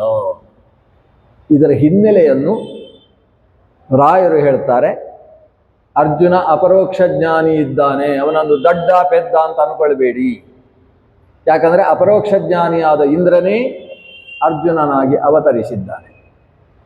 ಆತ ಬರೀ ಅರ್ಜುನನಾಗಿದ್ರೆ ಅವನ ರಥದಲ್ಲಿ ಭಗವಂತ ಪ್ರಾಣದೇವರು ಬಂದು ಹನುಮಂತನಾಗಿ ಕೂಡ್ತಾ ಇರಲಿಲ್ಲ. ಅವ ಬರೀ ಅರ್ಜುನ ಅಂತ ಆದರೆ ಭಗವಂತ ಶ್ರೀಕೃಷ್ಣನೇ ಅಲ್ಲಿ ಸಾರಥಿಯಾಗಿ ಬಂದು ನಿಲ್ತಾ ಇರಲಿಲ್ಲ. ಹಾಗಾದರೆ ಆ ಅರ್ಜುನನಲ್ಲಿ ನರಾವೇಶ ಇದೆ. ನರ ನಾರಾಯಣ ಅಂತ ಇಬ್ಬರು, ಅದರಲ್ಲಿ ನಾರಾಯಣನೇ ಕೃಷ್ಣನಾಗಿ ಅವತರಿಸಿದ್ದಾನೆ. ನರ ಅನ್ನುವ ಶೇಷಾವಿಷ್ಟವಾದ ಭಗವಂತನ ರೂಪ ಅದು ಅರ್ಜುನನಲ್ಲಿ ಆವೇಶಗೊಂಡಿದೆ. ಹಾಗಾದರೆ ಭೀಮನಿಗಿಂತ ಮೇಲೆ ಅರ್ಜುನ. ಪಾಂಡವಾನಾಂ ಧನಂಜಯ ಅಂತಾನೆ ಕೃಷ್ಣ. ಪಾಂಡವರಲ್ಲಿ ಭೀಮನನ್ನು ಬಿಟ್ಟು ಬೇಲಕ್ಕೆ ಹೋಗ್ತಾನೆ, ಧನಂಜಯ ನಾನು ಅಂತ. ಯಾಕಂದ್ರೆ ಒಂದು ಭೀಮನನ್ನು ಬಿಟ್ಟು ಧನಂಜಯ ಅಂತ ಒಂದು ಅರ್ಥ, ಇನ್ನೊಂದರಲ್ಲಿ ಧನಂಜಯನಲ್ಲಿ ನರಾವೇಶ ಇರುವುದರಿಂದ ಅವನು ನರಾವೇಶದ ಹೊತ್ತಿಗೆ ಭೀಮನಿಗಿಂತ ಮೇಲೆ ಆಗ್ತಾನೆ. ಆ ನಿಟ್ಟಿನಿಂದ ಅರ್ಜುನ ಆತ ಅಪರೋಕ್ಷ ಜ್ಞಾನಿ ಇದ್ದಾನೆ, ಎತ್ತರದ ವ್ಯಕ್ತಿ. ಅವನ ರಥದಲ್ಲೇ ಹನುಮಂತ ಕುಳಿತು ಆಗಾಗ ಸಿಂಹನಾದವನ್ನು ಮಾಡ್ತಾನೆ, ಕಪಿಧ್ವಜಾವ ಇದ್ದಾನೆ. ಅಂತಹ ಅರ್ಜುನನಿಗೆ ಇಷ್ಟು ಕೆಟ್ಟದ್ದಾದಂತಹ ಅಜ್ಞಾನದ ಸಂಕೋಲೆ ಸೇರಿಕೊಳ್ಳುವುದಕ್ಕೆ ಸಾಧ್ಯ ಇಲ್ಲ. ಹಾಗಾದ್ರೆ ಏನಿದು ಅಂದರೆ ಭಗವಂತನೇ ಮಾಡಿದಂತಹ ಒಂದು ಮಾಯೆ. ಅರ್ಜುನನಿಗೆ ಪ್ರಾರಬ್ಧ ವಶಾತ್ ಉಂಟಾಗಿರತಕ್ಕಂತಹ ಒಂದು ಅಜ್ಞಾನದ ಲೇಪ ಅಷ್ಟೇ. ಆ ಲೇಪವನ್ನು ಕೃಷ್ಣ ತೊಳಿಬೇಕು, ತೊಳೆದು ಊರಿಗೆಲ್ಲ ಜ್ಞಾನ ಸಂದೇಶ ಬರಬೇಕು. ಊರಿಗೆ ಜ್ಞಾನ ಬರುವುದಕ್ಕೋಸ್ಕರ ನಮ್ಮ ಅರ್ಜುನ ಈ ರೀತಿಯ ಒಂದು ಅಜ್ಞಾನವನ್ನು ಭಗವಂತನ ಒಂದು ಮಾಯೆಯಿಂದ ತೋರಿಸಿಕೊಂಡ ಅಷ್ಟೇ. ಆದ್ದರಿಂದ ಕೃಷ್ಣ ಕೊಟ್ಟದ್ದು ಏನು? ಸಕಲ ಉಪನಿಷತ್ತುಗಳ ಸಾರ. ಆ ಸಾರ ಅನ್ನುವುದು ಅದೊಂದು ಸರ್ವ ಉಪನಿಷತ್ತುಗಳ ಹಸು ಇದ್ದ ಹಾಗೆ. ಆ ಹಸುವಿನ ಹಾಲಿನ ಹಾಗಿರತಕ್ಕಂಥದ್ದು ಈ ಶ್ರೀಮದ್ ಭಗವದ್ಗೀತೆ. ಹಸುವಿನಿಂದ ಹಾಲು ಕರಿಬೇಕಾದ್ರೆ ಒಂದು ಕರು ಬೇಕು ಪಕ್ಕದಲ್ಲಿ. ಅದಕ್ಕೋಸ್ಕರ ಅರ್ಜುನ ಆ ಕರೆದ ಹಾಲೆಲ್ಲ ಹಸುವಿಗಲ್ಲ, ಅದು ಕರುವಿಗೂ ಅಲ್ಲ, ಮತ್ತೆ ಯಾವುದಕ್ಕೆ? ಊರಿಗೆಲ್ಲ. ಅದನ್ನು ಊರಿನ ಜ್ಞಾನಿಗಳಿಗೆಲ್ಲ ಭಗವದ್ಗೀತೆ ಎಂಬಂತಹ ಉಪನಿಷತ್ತಿನ ಸಾರವನ್ನು ಕೊಡುವುದಕ್ಕೋಸ್ಕರ ಸರ್ವೋಪನಿಷದೋ ಗಾವೋ ದೋಗ್ಧ ಗೋಪಾಲನಂದನ ಪಾರ್ಥೋ ವತ್ಸಃ ಸುಧೀರ್ ಭೋಕ್ತ ದುಗ್ಧಂ ಗೀತಾಮೃತಂ ಮಹತ್. ಗೀತೆ ಎಂಬಂತಹ ಪರಮಾಮೃತವನ್ನು ಗೋಪಾಲಕನಾದಂತಹ ಕೃಷ್ಣ ಗೋವಿನ ಮೂಲಕ, ಉಪನಿಷತ್ತೆಂಬ ಗೋವಿನ ಮೂಲಕ ತಾನು ಹಾಲು ಕರೆಯುವ ಮುದ್ರೆ, ಜ್ಞಾನ ಮುದ್ರಾಯ ಕೃಷ್ಣಾಯ ಗೀತಾಮೃತ ದುಹೇ ನಮಃ, ಆ ಜ್ಞಾನ ಮುದ್ರೆ ಎಂಬಂತಹ ದೋಹನ ಮುದ್ರೆಯನ್ನು ಹಿಡಿದು ಏನು ಹಾಲು ಕರೆದಿದ್ದಾನೆ ಅಂತಹ ಕೃಷ್ಣನಿಗೆ ನಮಸ್ಕಾರ. ಆ ಕೃಷ್ಣನೇ ನಮ್ಮ ರಾಮ ಅಂತ ಹೇಳ್ತಾರೆ ರಾಯರು. ಯಾಕಂದ್ರೆ ರಾಯರಿಗೆ ರಾಘವೇಂದ್ರ ಅಂತ ಹೆಸರಲ್ವಾ, ರಾಘವೇಂದ್ರ ತೀರ್ಥರು ಅಂತ. ರಾಘವೇಂದ್ರ ಅಂದ್ರೆ ಯಾರು? ರಾಘವ ಅಂದ್ರೆ ಶ್ರೀರಾಮಚಂದ್ರ, ರಾಘವೇಂದ್ರ ಅಂದ್ರೆ ಶ್ರೀರಾಮಚಂದ್ರ. ಶ್ರೀರಾಮಚಂದ್ರನ ಪೂಜೆ ಮಾಡ್ತಾ ಇದ್ದಂತಹ ಸುಧೀಂದ್ರ ತೀರ್ಥರು ತಮ್ಮ ಶಿಷ್ಯನಿಗೆ ರಾಘವೇಂದ್ರ ತೀರ್ಥರು ಅಂತ ನಾಮಕರಣವನ್ನು ಕೊಟ್ಟರು. ಹಾಗಾಗಿ ತಮ್ಮಲ್ಲಿ ಪೀಠದಲ್ಲಿ ಅರ್ಚನೆಗೊಳ್ಳತಕ್ಕಂತಹ ರಾಮನನ್ನು ಆ ಶ್ರೀಕೃಷ್ಣನಲ್ಲಿ ಕಾಣ್ತಾ, ಆ ಶ್ರೀಕೃಷ್ಣ ಕೊಟ್ಟಂತಹ ಭಗವದ್ಗೀತೆಗೆ ಅಕ್ಷರ ಅಕ್ಷರಕ್ಕೆ ಅರ್ಥವನ್ನು ಬರೆದು ಲೋಕಕ್ಕೆ ಉಪಕಾರ ಮಾಡಿರತಕ್ಕಂತಹ ಆ ಶ್ರೀ ರಾಘವೇಂದ್ರ ತೀರ್ಥ ಗುರು ಸಾರ್ವಭೌಮರನ್ನು ಭಕ್ತಿಯಿಂದ ಸ್ಮರಿಸಿಕೊಂಡು ಈ 3 ದಿವಸದ ಚಿಂತನೆ, ನಾಳೆಯಿಂದ ಇನ್ನೂ ಉಪಕರ್ಮ, ಮಹಾ ಆರಾಧನೆ ಎಲ್ಲ ಪ್ರಕ್ರಿಯೆಗಳ ನಿಮಿತ್ತ ಮತ್ತೆ ಜ್ಞಾನಕರಣ ಮುಂದುವರಿಯುತ್ತೆ. ಈ 3 ದಿವಸದ ಜ್ಞಾನಯಜ್ಞವನ್ನು ಶ್ರೀರಾಯರ ಅಂತರ್ಯಾಮಿಯಾದ ಮಧ್ವಪತಿ ಗೋಪಾಲಕೃಷ್ಣಾಭಿನ್ನನಾದ ಸೀತಾಪತಿ ರಾಮಚಂದ್ರ ಸ್ವಾಮಿಯಲ್ಲಿ ನಾವು ನೀವು ಒಟ್ಟು ಸೇರಿ ಸಮರ್ಪಣೆ ಮಾಡೋಣ. ಶ್ರೀಕೃಷ್ಣಾರ್ಪಣಮಸ್ತು. ಸ್ವಸ್ತಿ ಪ್ರಜಾಭ್ಯ ಪರಿಪಾಲಯಂತಾಂ ನ್ಯಾಯೇನ ಮಾರ್ಗೇಣ ಮಹೀಮಹೀಷಾಃ. ಗೋಬ್ರಾಹ್ಮಣೇಭ್ಯಃ ಶುಭಮಸ್ತು ನಿತ್ಯಂ. ಲೋಕಾಃ ಸಮಸ್ತಾಃ ಸುಖಿನೋ ಭವಂತು. ಸರ್ವೇ ಭವಂತು ಸುಖಿನಃ, ಸರ್ವೇ ಸಂತು ನಿರಾಮಯಾಃ, ಸರ್ವೇ ಭದ್ರಾಣಿ ಪಶ್ಯಂತು ಮಾ ಕಶ್ಚಿತ್ ದುಃಖ ಭಾಗ್ ಭವೇತ್.